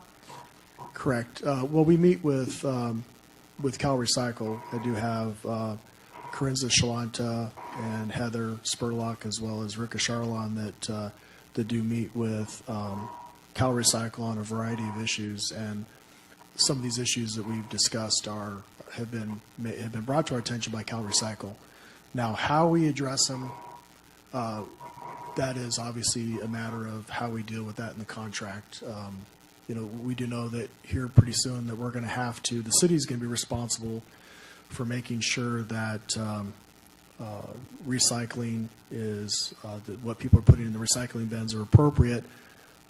We cannot hire somebody to do that for us. We're going to have to do that within staff, and so contractually we can pass that cost on to the consumer, so it does not have to come out of our general fund. So that's a contractual thing, but that's a matter to be discussed later. And then at one point there was discussions about we might have to go to having 3 bins. Is that still? Yes, eventually we're going to have organics. We initiated the program, I believe, a little over a year ago. It's done quite well. We smoothed it in with some of the businesses, and I believe it's 2023, Josh, that we have to start with our organics program with residential. And we're hoping to be on time so we can stay in compliance with Cal Recycle standards and laws. Correct, yes. SB 1383 tentatively is set to be introduced and finalized in terms of regulation would actually become effective January 1st, 2022. We are pending a final revision to those regulations. I believe that COVID will be taken into account in terms of that process, but at this point, I would continue to plan on January 1st. Do we ever have to look at mandatory trash as well? Because we don't have a requirement yet on the books for mandatory trash service, do we? Staff is, Corinne's is working on that resolution to bring it back or bring it to council to do that, because I believe we need to. Okay. One, it's not really fair for all of the ratepayers to allow people to be able to use their trash cans, especially the multifamilies that have the bins and the businesses, because we believe that, not in all cases, but in some of the cases where we have overfills, it's because the community is using that as their trash. So Yeah. we do plan on bringing that back. Another component is that we know that the local hotels are going to have to begin to recycle. When we bring that back, we're going to be sensitive to that regard to give waste management, if council agrees, time to adapt to that. Thank you. One problem I see with mandatory is some business people, they're required to have dumpsters at their business, so they take their personal trash down and put it in. I do believe council, and I do believe it's in our current ordinance that we can certify people that self-haul. I believe there's an opt-out. Oh, okay. As long as you certify that you're self-hauling, I believe, I hope I'm not misspeaking here, but I do believe we put the ability for people to self-haul in the ordinance. I'd like to ask a couple of questions. Is there any recourse for people who they cannot lock their dumpsters because they're serving multiple people and other people are throwing it in there all the time? Is there some way we can cite them or that they can do that? Is there some way to, I don't want to accuse them of theft, but that is basically what it is. Well, part of our rate structure, now obviously, when we first entered this agreement, recycled materials were a lot more valuable than they are now. We weren't having to pay to dispose of them, so they were actually valuable. So in some regards, some of the stuff that they're taking probably is lowering our burden with waste management. But we do, on our ordinance, have on the books, and Chief McLaughlin has had his officers write people citations for rummaging through people's trash cans. So that law is on the book. We have enforced it. Do we have to see them do it? Or can somebody say, how do you cite them? Well, isn't there also an illegal dumping? Isn't that what you were saying, Chief?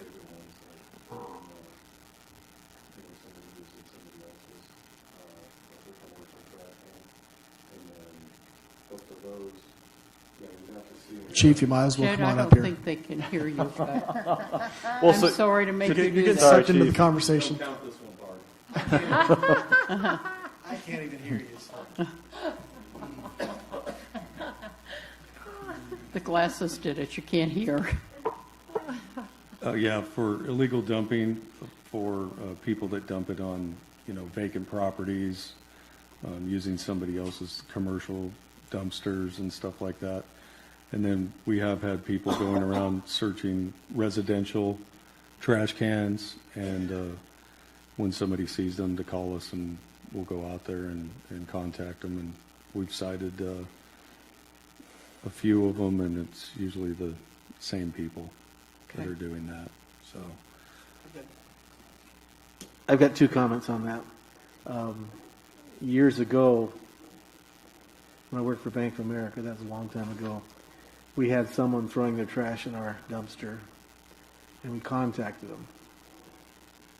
And they had hired somebody to haul their trash, and the person hauled it over to the bank and dumped it in the bank dumpster. So I think we got to be a little careful on that to make sure we're getting the right people. Not this was a prominent person in town who had hired this person, but we found it was their trash, and they were embarrassed, but they weren't guilty. yeah, not too many problems with commercial anymore, because a lot of those are locked up now in fenced areas and stuff like that. But the residential ones seem to be the ones that a lot of people go look through for Yeah. recyclables. I was going to say, I do see people occasionally walking around from house to house in my neighborhood and rummaging through the trash. So that's illegal then, huh? Yes. I think that's their living. It is, sir. In fact, some people have worked out deals with them, and they set their recyclables out for them to pick up instead of going through the trash can. So that is an option. Okay. I think Dave wants to. Thank you. Is there any more? Dave, are you wishing to speak? Please come up. Callers, if you'd like to call in at this time, it's your time for public comment. Please do so. Dave? Give Doc Heyman here a heads up. I'd like to catch you after the meeting, please. Recently, I think it was the Memorial Day weekend, if I'm not mistaken, we had a whole route that they did not get picked up until the end of the week, I think. Mm-hmm. And I was trying to find information on the website, didn't get anywhere. Finally called our local sort of representative, and he got back to me and told me that they were having equipment problems. And in fact, they had orders in for new trucks or something from several years back. And I was wondering if that new equipment actually got here. And also, can we get a better contact locally here where we can get local information? Because I can't get it on the website, and I can't get it through the phone number that it comes up on the website. So those are my issues. Mr. Mann, can you address that? Are you still there? I can verify they had equipment problems because I saw one of the trucks being hauled away. Go ahead. Yes, Mayor Breeden, members of the City Council, definitely appreciate the concerns there. I can tell you that we are extremely disappointed with our service reliability the week of Memorial Day weekend. Obviously, with it being a holiday weekend, we were one day delayed in delivering service as it was due to what has been an extreme amount of volume, especially within our residential line of business. Right now, Ridgecrest is running about 15% more residential waste collected than this same period last year. Our equipment is definitely working overtime, and I can tell you that it was unexpected to have multiple failures occur within basically the successive days that did cause a delay in terms of relocating equipment while trucks could be repaired. We do have equipment on order, as was stated. It is a very long horizon in terms of equipment is lined up with the term of contract. And in this case, we are a little bit short of the contract, but we are in the process of replacing equipment that obviously needs to be replaced. And we certainly apologize to any of our customers that were inconvenienced due to the delay in service. I can't apologize enough for that. Certainly is not our expectation. We want to deliver service as scheduled to be delivered.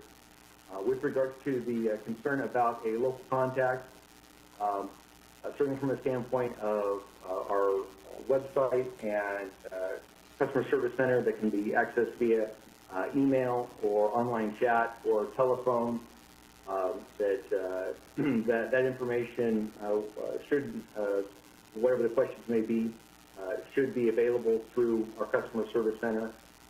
We do also continue to contract with a local consultant, Chip Holloway, and Chip has been with us for many, many years, and is been a part of our community outreach activities and ensuring that we're delivering in terms of customer service at the local level. In terms of establishing a local office, at this time, that's not something that we are currently considering, but certainly from the standpoint of understanding the needs of people being able to contact us locally, we do have a local telephone number. We do have a website that can be accessed 24 hours a day, 7 days a week. We do have a mobile application, and then again, we contract with a local public affairs representative, Chip Holloway. Okay, so you're saying the local phone number to call is Chip Holloway? Is that what you're saying, sir? No. No. So we have a local customer service number. So that's area code 760-463-6024. So and that's a part of our customer service center network. Okay. So in terms of being able to contact somebody that would be able to answer questions with regard to services in Ridgecrest, that would be the appropriate number to call. It also is important for us to be able to deliver the same message repeatedly.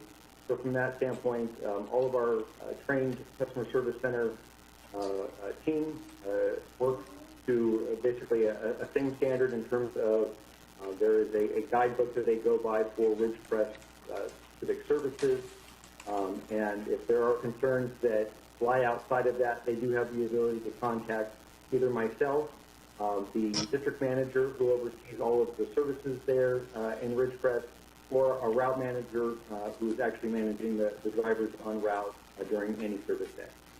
Okay, we have the number then, so don't everybody call Chip Holloway. Thank you. All right, is there any other questions or comments? I have something else. I'm not sure exactly what he said there. It was very hard to hear. But the fact that we're having problems finding somebody to accept the recyclables anywhere, I'm wondering, is there anybody in the United States that is accepting that we could send recyclables to? I am an engineer by heart, by profession, so I tend to look at the big picture. And I'm wondering, do we need to get the administration and the powers to be to urge or set up some recycling factories, so to speak, here in our country? And when should we do that? How could we do that?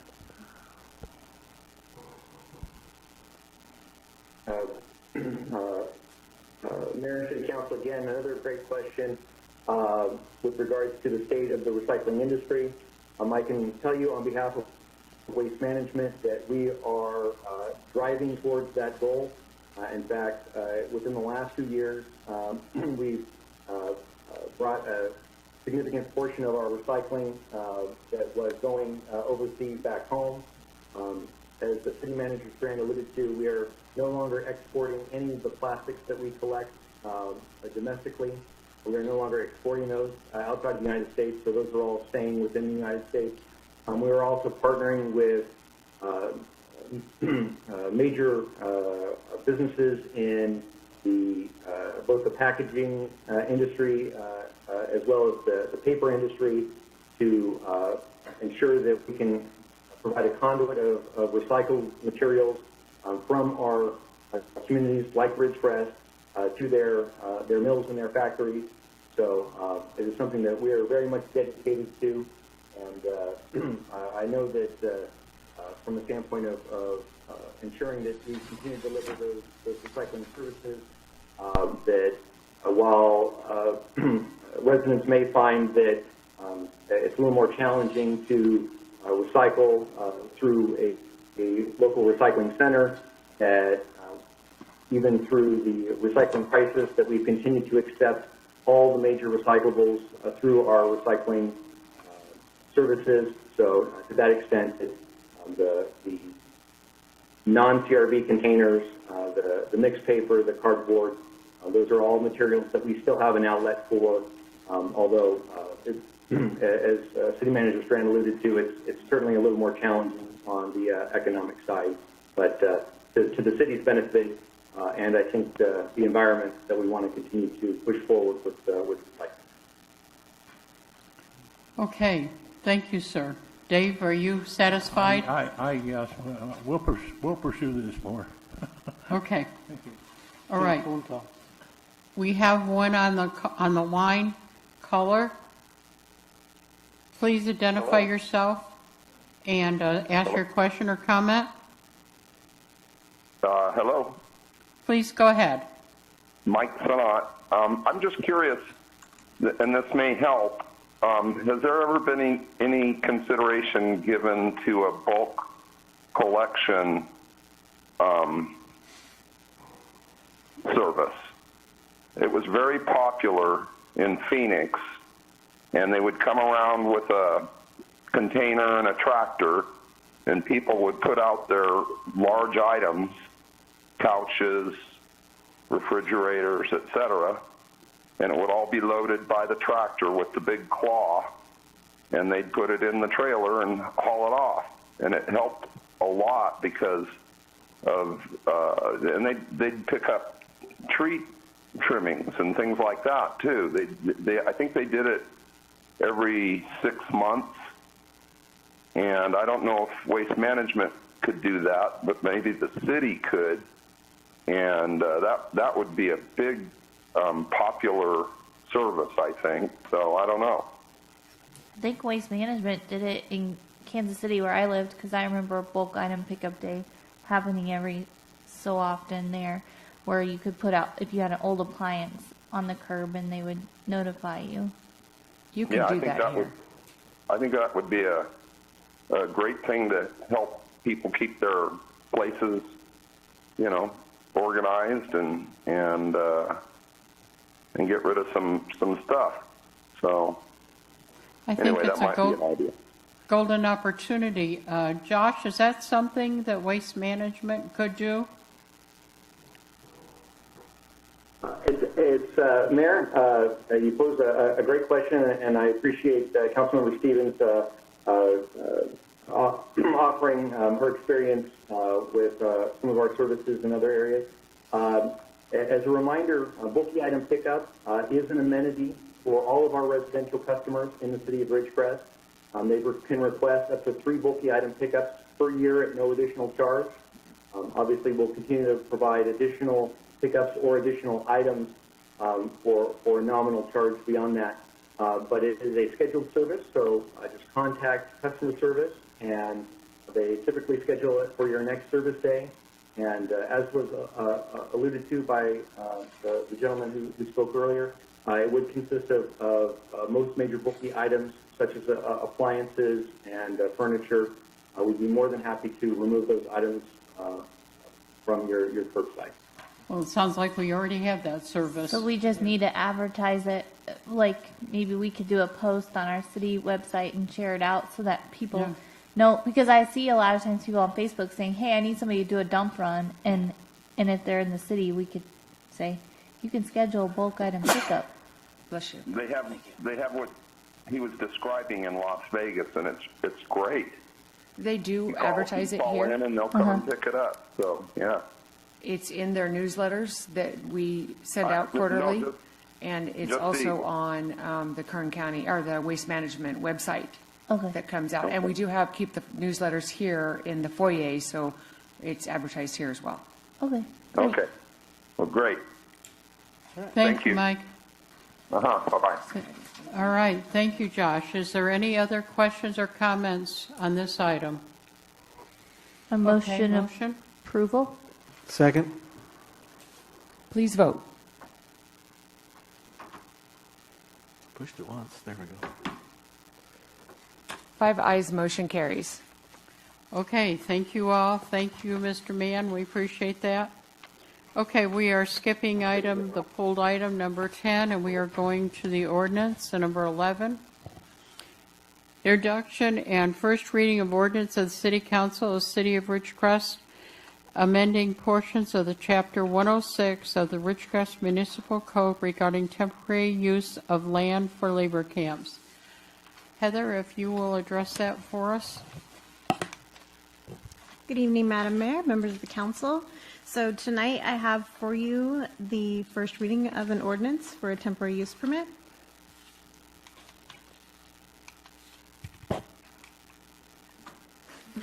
Which way? So the city staff has anticipated a need for an employee housing relating to the repair of NAS China Lake. This ordinance proposes a temporary use permit to facilitate employee housing. The purpose of the ordinance is to streamline the approval process for employee camps. The camps would still be required additional permitting through the California Department of Housing. And the permit would require conditions of approval, possibly for recovery of services. This item was taken to the Planning Commission for a public hearing on June 11th. At that time, the Planning Commission recommended 2 changes. So the ordinance before you tonight is amended to include those changes. The first change that the Planning Commission recommended was a changing of the name from labor camp to temporary employee housing. And they also recommended that if an application is submitted, that it be referred to a city council committee for consideration and recommendation to the city manager. A summary of the proposed code change is the employee camps could be located in any zoning district if it meets the needs of NAS and will be operated with adequate protection for the public health and safety. The city manager may grant or deny the application. Applications will be reviewed and conditions set by the various departments. So that could be police, fire, public works, building, or finance. The permit would be temporary and for a specific time. The city manager would be able to amend it or revoke it if there was a need. The camp would still require conditions of approval, that the applicant provide a bond or liability insurance based on the proposed use and the nature of the property, and any appeals would be able to be made to the city council.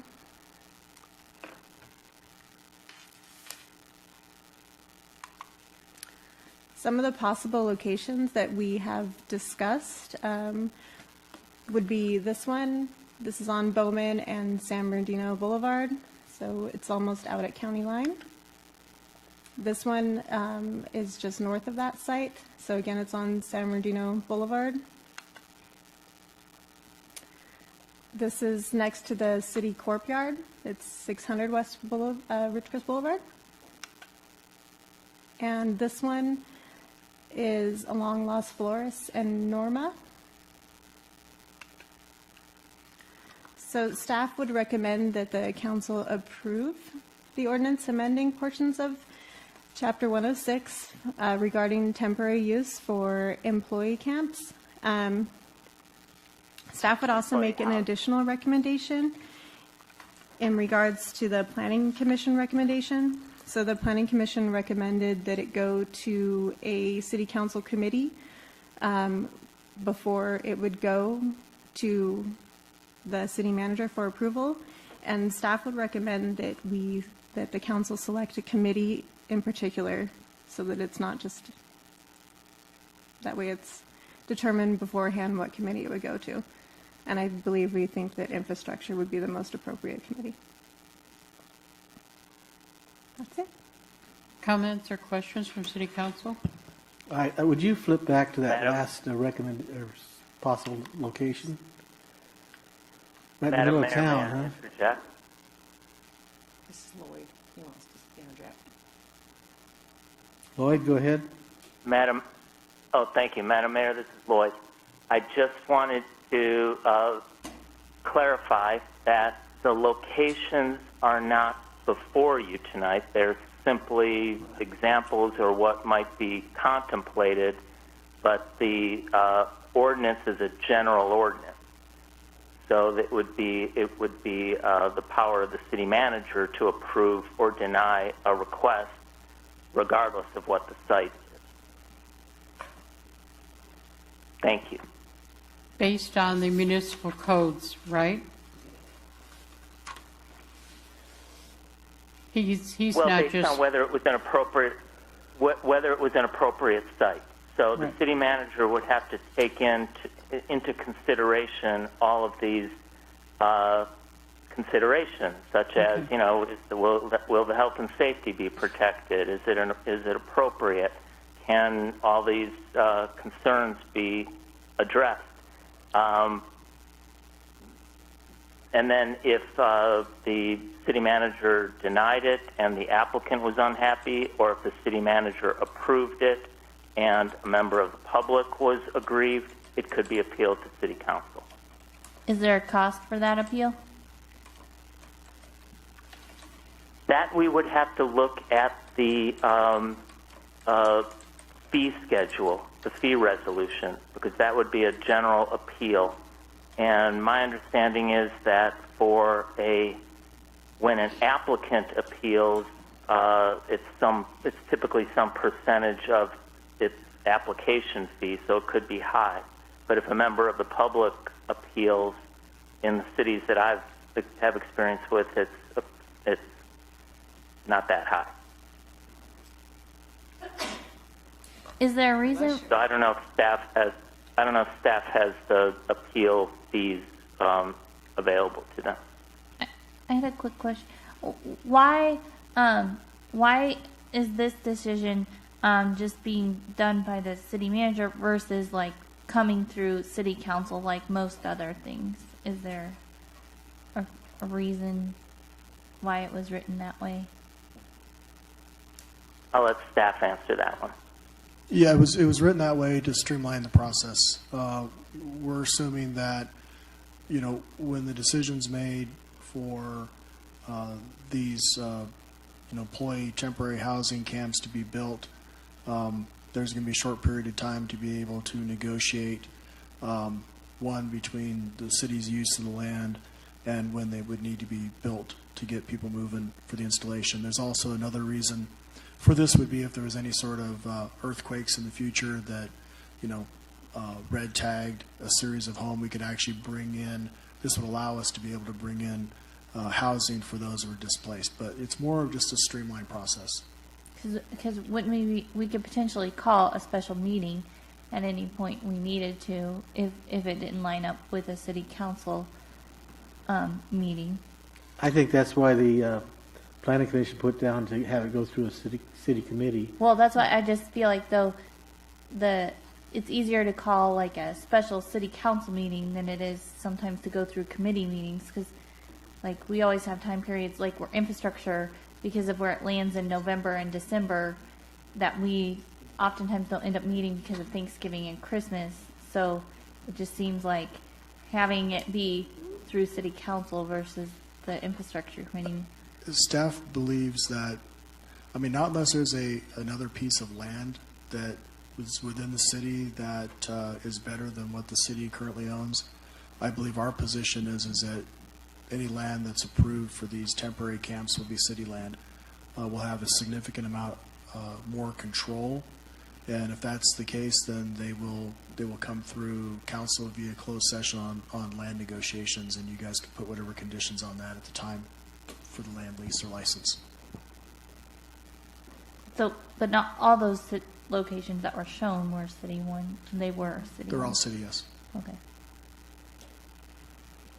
I know we're not looking at specific locations, but I don't like the one on Las Flores and Norma because we have personal residences on both north and south end of that property. That's true.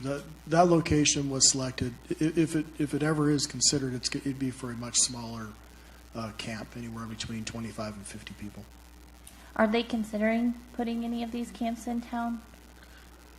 We have had contractors reach out to us and inquire and ask for numbers, and they've been given. I'm not sure. I know that the Navy is offering free land off of Jack's Ranch for the contractor that wins the hangar contract. And I know that I do believe that the Navy's building a camp of their own east of town up by Tank Hill. And I just heard today from one of the contractors that the Navy is not going to charge for them to stay there.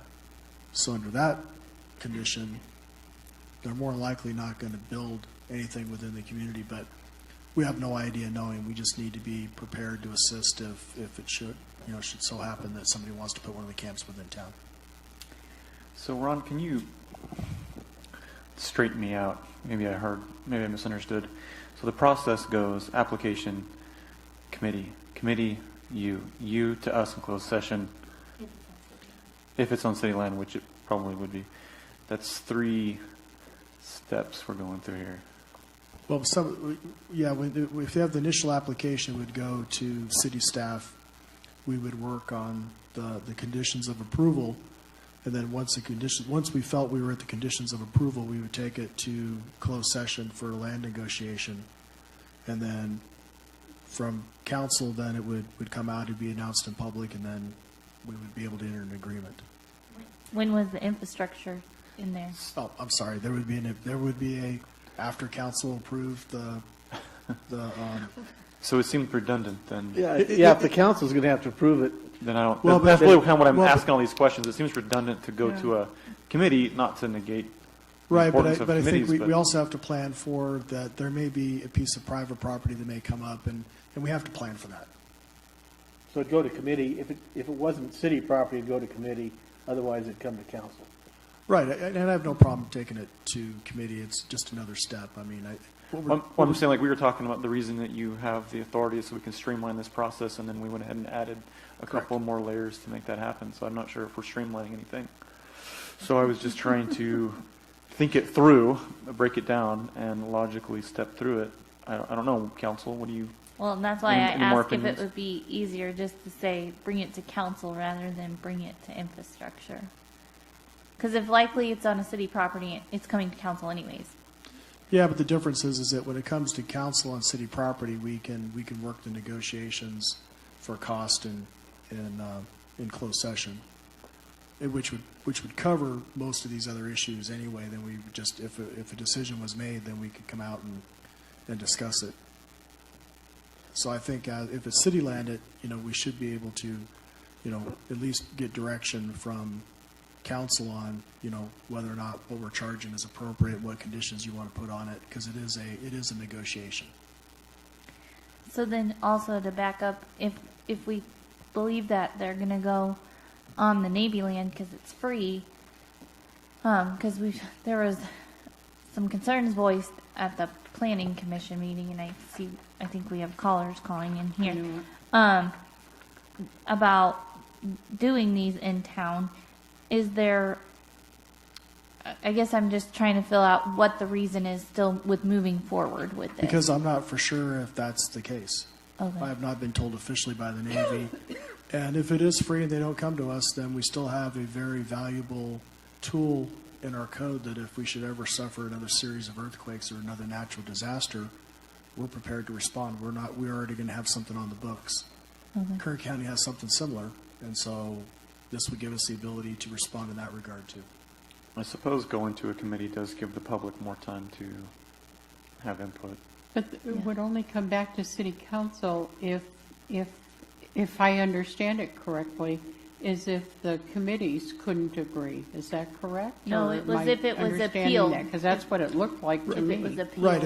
If somebody was at the committee meeting, or if somebody felt that it was an inappropriate location, they could file an appeal with the city. We'd bring it to council. That's when it comes to city council.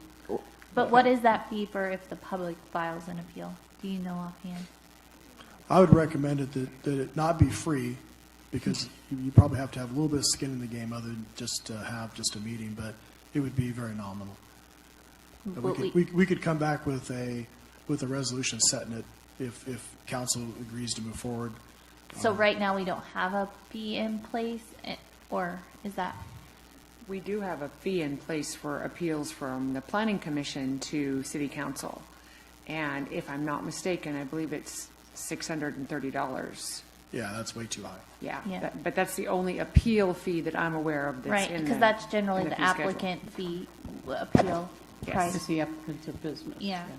Staff would be open for any recommendation from council on that.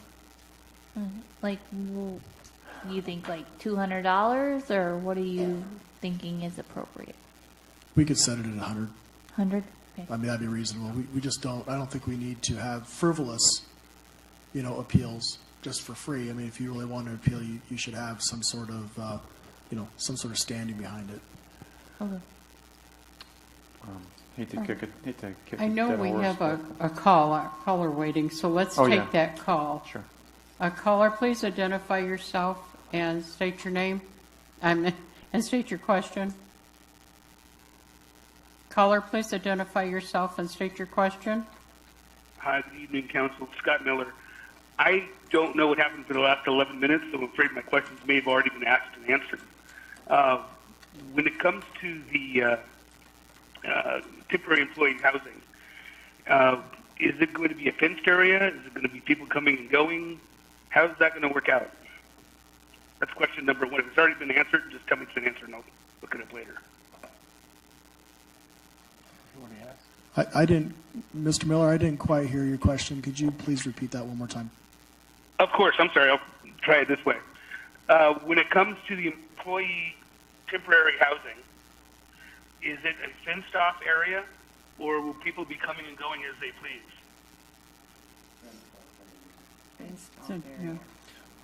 Well, I believe that, fencing off the area would more likely be a condition of approval. Yes, they will be. They'll be free. Yeah, they'll be their home temporarily. They'll be able to come and go as they ingress feel. and egress, yeah. Yeah. Yeah, we're not doing a prison. No, I understand that. I just the locations. There's going to be. Is it temporary homes? Is it campsites? And I'm sorry, I don't know the answer to that question. But is it temporary, like the HUD? Not HUD. I don't think it's the hurricane homes. We've seen all the above. We've seen trailers to recommendation for pods. It just depends. So, okay, so not necessarily a campground.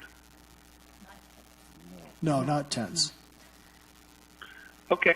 Okay, that's, I guess, what if I need to go back and listen to the last 11 minutes, so I will, I'll go listen to the last 11 minutes, and I have a suspicion my questions have already been asked and answered.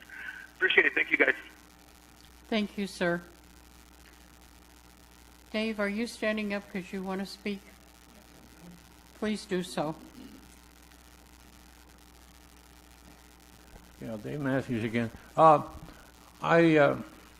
haven't had the ability to follow this as closely as I might like to because I got some other problems of my own, and they're taking up some time. But when I was listening to this being read, it sounded like we had an awful lot weighing on the city manager, who may or may not have the extra time to handle it.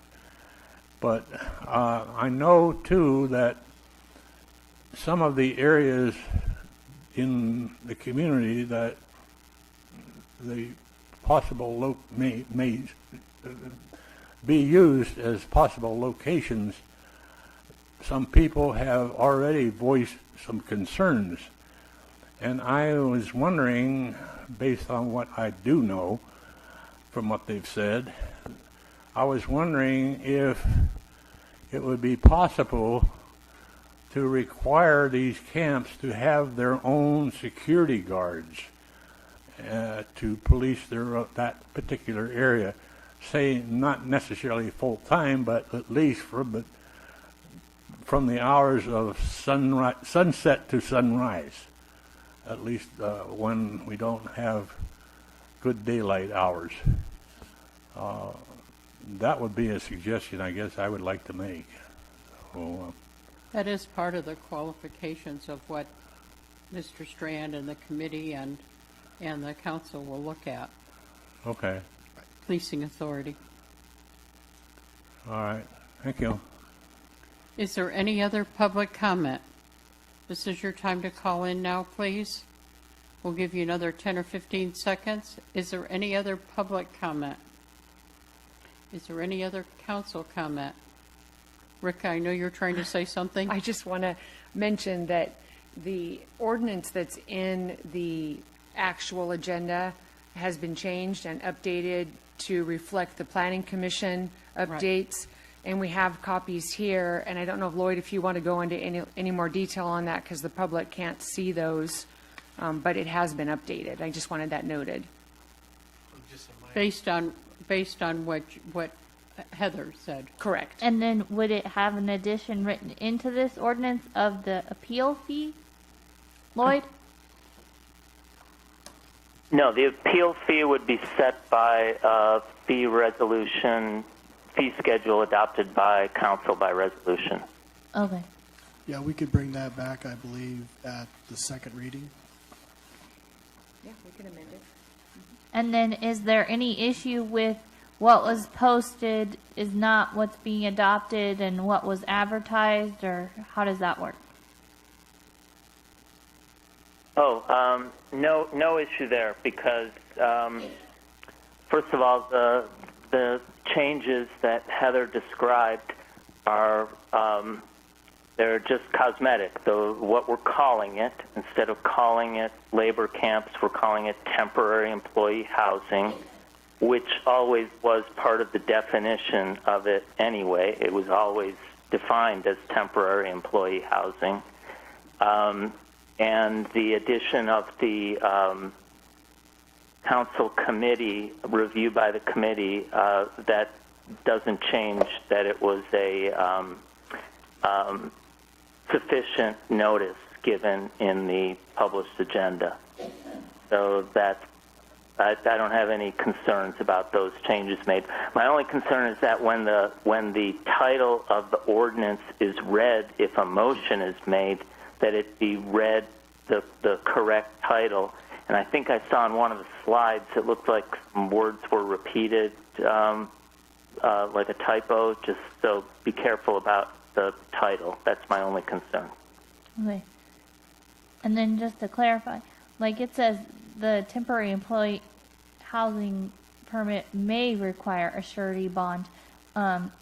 Is that just like a language thing? Are we going to definitely require the bond so that if they don't put it back the way it was supposed to, we have money that we can levy against them?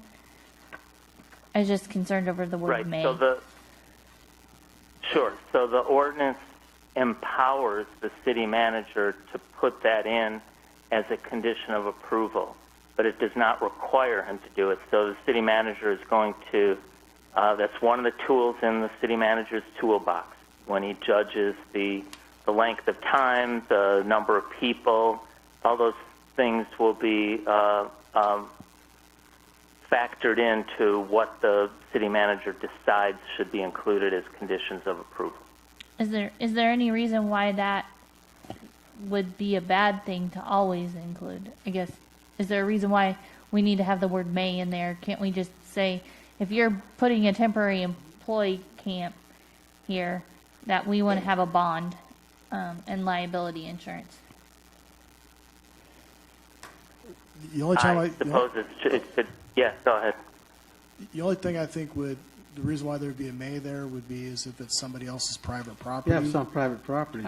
And then if it's their property, now we would, if it's a vacant piece of land, we're obviously going to make sure that part of the conditions is that you mitigate whatever dust issues that are left behind. But I don't know if we need liability insurance if it's not our property.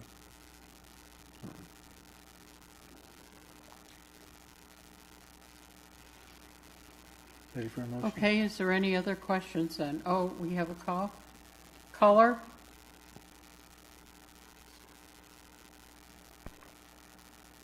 Caller, please identify yourself and ask your question or comment. Hi, this is Chip Holloway. CEO of Desert Empire Fairgrounds. I just wanted to chime in a little bit. I know we're dealing with rumor and innuendo at this point, but if it is true that the Navy is going to offer all this land for free, I think that's a tremendous opportunity to the city, the fairgrounds, and the private sector in this community that could possibly be missed, and a way for the Navy to help those outside the gates benefit a little bit. And I have no problem with them offering that as a backfill if the rest of us can't accommodate the need. But I hope you guys will convey that to the Navy, that this giving away the land is in essence competition with the private sector, and they need to be notified about that. But frankly, I think that decision's coming out of San Diego, if it's even true. Okay, we will follow up on that. That's a good question. If they can't give the land away to us, how can they give it away to them? Thank you. Yeah. Thanks, That's Chip. Good questions. Okay. Okay, I'll make a motion if you're ready. Okay, I see there's no more public comment. That's red now. Okay, no more public comment. Okay, no more council comment? I'm still having trouble with it, the whole committee, back to council, city manager rigmarole. Like, I still don't understand. And maybe I'm just not missing something either. I think either it should go to council or go to the manager. The way I look at it is if it's on city property, the committee it goes to would be the city council.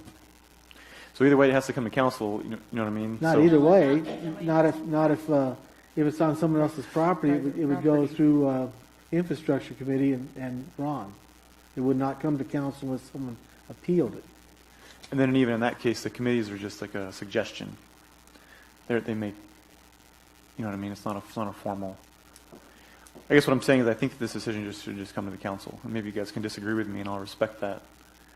But I don't think what I'm trying to get is we were trying to streamline a process. We're putting a lot of work over on the city manager when it could be a decision that just comes straight to city council.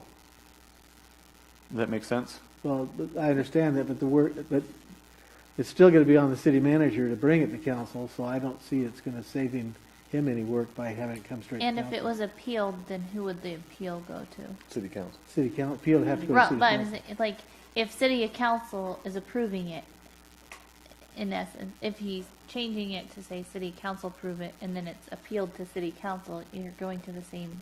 Yeah, oh, you couldn't appeal it then. Yeah. I think we need to leave it the way it is.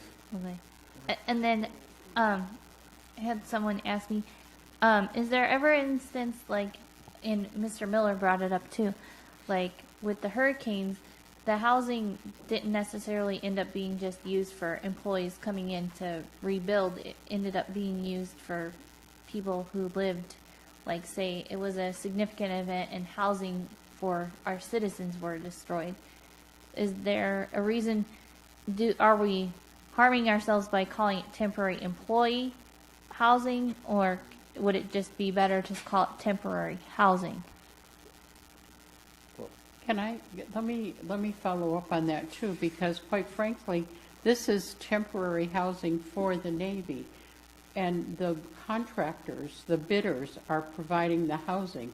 We are not going to be providing housing, and so all that would be is the ordinance that allows, if something happens, we would be able to do that here under our own conditions, so we have it in the municipal code, and we're not going to have that housing that was, because when they leave, they're taking it, they're dismantling it. Right. All we have is the ability to do it in that time because of this ordinances. Am I incorrect? I think I was asking a different question.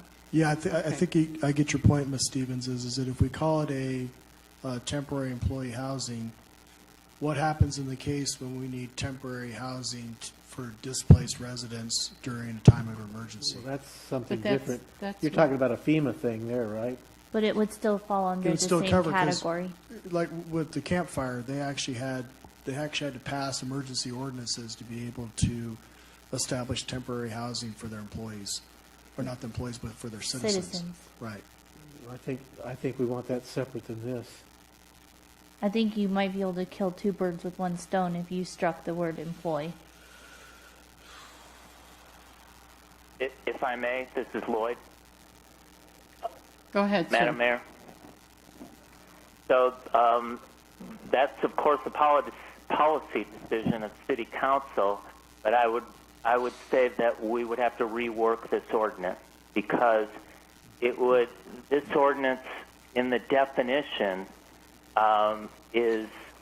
refers to employee housing and service to the city or NAS, and it contemplates the additional approval by the state under their definition of employee housing, which is specifically, it's defined in the first whereas in the ordinance, property maintained in connection with any work or place where work is being performed.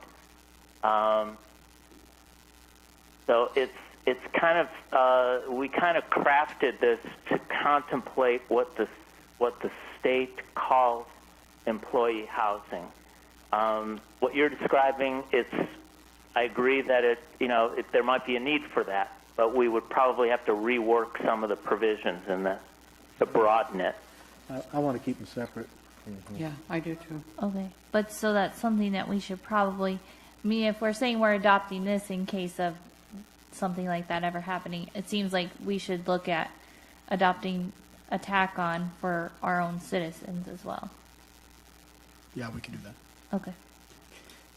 I move approval of an ordinance of the City Council of Ridgecrest, California, amending portions of Chapter 106, the Ridgecrest Municipal Code regarding temporary use of land for employee housing. Oh, we got another caller coming. Okay. All right, caller, please identify yourself and state your name. Mike Sinot. All right, go ahead, Mike. I really didn't want to bring this up, and this is deviating, but I'm going to bring it up because it's a bigger picture. And right now you're talking about housing, Navy, meeting with Kevin McCarthy. Maybe one of you are aware that I've been working on something for quite some time. And it involves what's called the China Lake Opportunity Zone, which is everything on the north and east of China Lake Boulevard and Ridgecrest Boulevard. Now, Ridgecrest has a problem, and I've written about it. I didn't want to bring this up yet. Wary housing has a long history. That's a Navy issue and a city issue. That needs to be addressed. And all of that land up to Inyo Kern Road, approximately, could be made available for development through an act of Congress. The act of Congress that I'm going to refer to is called the China Lake Heritage Restoration Act. It'll cost approximately $200 to $250 million. It will provide approximately 1,000 acres of land in an opportunity zone that can be exchanged with property owners in the city of Ridgecrest that are ready to develop their properties but can't.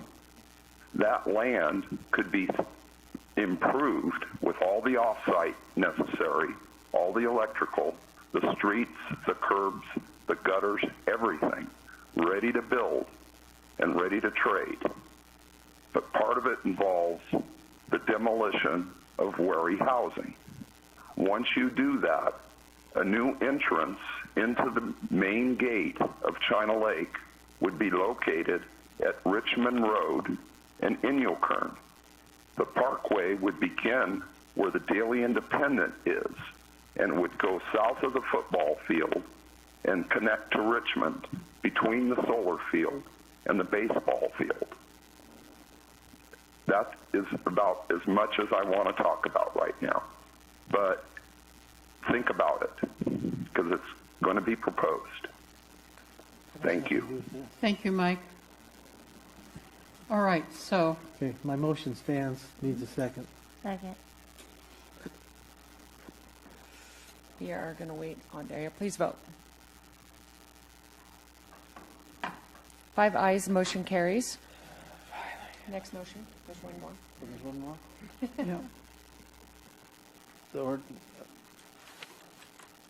There's 2 for this one. We need to Yeah. introduce by title you want to? only. It's right here on your thing. No, don't read it that way. Yeah, read it this way. You're right. Thank you, Lindsay. Here, Mike. You can read it. It's exact same. would Just just change employee housing. Change the labor camps to employees. Temporary. It's on your screen, Mike. Oh. Motion to introduce by title only an ordinance of the City Council of Ridgecrest, California, amending portions of Chapter 106 of the Ridgecrest Municipal Code regarding temporary use of land for employee housing. Correct. Second. Please vote. Thank you, Mr. Mayor. 5 ayes, motion carries. Okay. Committee reports. Finance. Scott?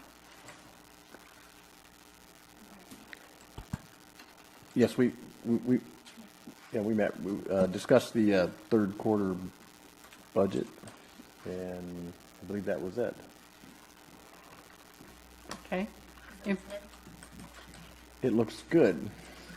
yes. It was a rehash of We're what waiting for what more was said information. tonight. You reviewed it. What's it look like? Yeah. Everything, in generalized, terms, everything's looking pretty consistent with same time and dates of last year, and maybe a couple areas even looking a little better. And in regards to with the COVID and what has been taking place, we're actually looking pretty reasonable right now. Even Conservatively reasonable. Yeah. Even TOT, you said? Yeah. Because of all the Because we had come in so low that we're keeping up. We still have things to do, and we're judging by what's going to happen in the third quarter, making assumptions. And I think we were pretty booked prior to the COVID and had some like peaks or, a little higher, wouldn't say surplus, but we were up a little higher, and so it's, staying pretty even. Okay. Infrastructure? We meet next Thursday, week from tomorrow. Okay. Economic development, there you are. we kind of met. We showed up and we were in one We had room. some and then, technology issues, so we didn't really get to have a full meeting. Is pretty much the gist of that. So we look forward to, now that Chambers is open back up, hopefully we can have a meeting. Okay. Parks and Rec? Did not meet. RACVB? Madam Mayor, members of council, and members of the public, I have the RACVB update tonight, and it's a quick update for you. We did meet this morning. There are 5 Caltrans signs that the RACVB has an agreement with Caltrans, and they are currently going to be updated. Some of them say bed and breakfast, and we're looking at changing that into lodging. My next update is that we are again still focusing highly on marketing. On some of our targeted social media posts, we've got 30,000 impressions. In terms of leisure travel, looking at around Memorial Day weekend, we have seen an uptick in hotel stays. The filming, again, like I had reported last council, filming is looking up. We were the first film commission to be opened in all of California, so that was very exciting. And so we have had multiple inquiries into the areas here, and with BLM starting to open up, that film industry is looking very, very promising. And that is my update for tonight. Thank you. Thank you. Okay, other committees, boards, or commissions? I have Caltrans tomorrow night. They have, pardon? Kerncog, you're right, Kerncog. Caltrans is Same at thing. Kerncog. Right. Same thing. Different. And they've opened up, and they're going to have the meeting in person, but we can also call in, and it was suggested all the outlying areas call in, so I'll be calling in. Okay. Any others? Okay, city manager's report. Yes, ma'am. Just an update on the bathroom at Freedom Park. They began the dirt work today, and we anticipate the delivery of the bathroom in about 2 weeks. Yes, we will have a ribbon cutting for the bathroom because it's important. I'm also going to have. Good. I'm also have Mr. Lauer come up and give a update on a couple of our road projects.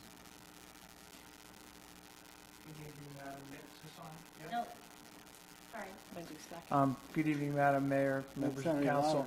I just wanted to turn me up or get closer. No, you're up. Better yet? All right. So, again, Madam Mayor, members of council, I wanted to give you an update on the 3 major projects that start all next Monday. Downs is, they're supposed to start next Monday. If you hadn't noticed, every single old pole is now gone. Finally. As of today. So they were supposed to be done by the end of last week, but they ran into a conduit problem on Church that took through today to get it done. They are going to do a full closure on Downs. There will be a detour that will use Ridgecrest Boulevard, Mahan, or Norma, depending upon which way you're going, and then Upjohn. So you will have to go around. Those that are local to the area will be able to get in through Church. Next one is Tamarisk. Tamarisk will also, I'm sorry? Go back, how long a project are we estimating? We're looking at all of these running. Some of them will be done sooner, but all of them should be done towards the end of August. So, Downs is probably the longest. Basically, we have Downs closed for 2 months. Yes. Including after school starts? It should be done just before school starts. And if nothing else, we'll work with the contractor to get them to open it up again if school starts before they finish. Let's see, Tamarisk is supposed to start next Monday as well. Again, a full closure except for the homeowners. That project got expanded just a little bit. It's going to go all the way to the next intersection to the west. It was going to go approximately a couple hundred feet. I'm sorry? Is it Inyo? I don't remember. I apologize. It was going to go about a third to halfway anyway, and figured it'd just be best to finish it all the rest of the way. Dolphin will also start next Monday. Again, it's a full closure except for local homeowners. That will make the road will migrate between city right-of-way and the county right-of-way and will come out in the same place. It would have been much better to be able to put it into the new alignment. The problem with that was that CMAQ does not pay for new roads, and that would have been a new road. So this road will now be paved all the way and will come out in the same place. That's my report on 3 projects. Are there any questions? Thank you, sir. Okay. We are then on future agenda items. Anybody? Mayor and council comments. Comments? Anybody? We're all asleep. Okay, I would like to thank Jed and our police department for an excellent job handling the issues that we faced in the city last weekend before last, and outstanding. Community worked together, police department worked together. Good job. Thank you, Jed. Pass that on to your staff too, please. Okay. Any other comments? I just also want to echo thank you to the Parks and Rec maintenance crew, because they had to put in some extra time doing some cleanup, and so amidst a busy summer season, they had to take a break and go do that. So, thank you. And Pack Graffiti too. Thank you, Yes. Pack Graffiti, for the volunteers who run the graffiti truck. Yep. No others? All right, then we will adjourn. Thank you all. Go home and have dinner.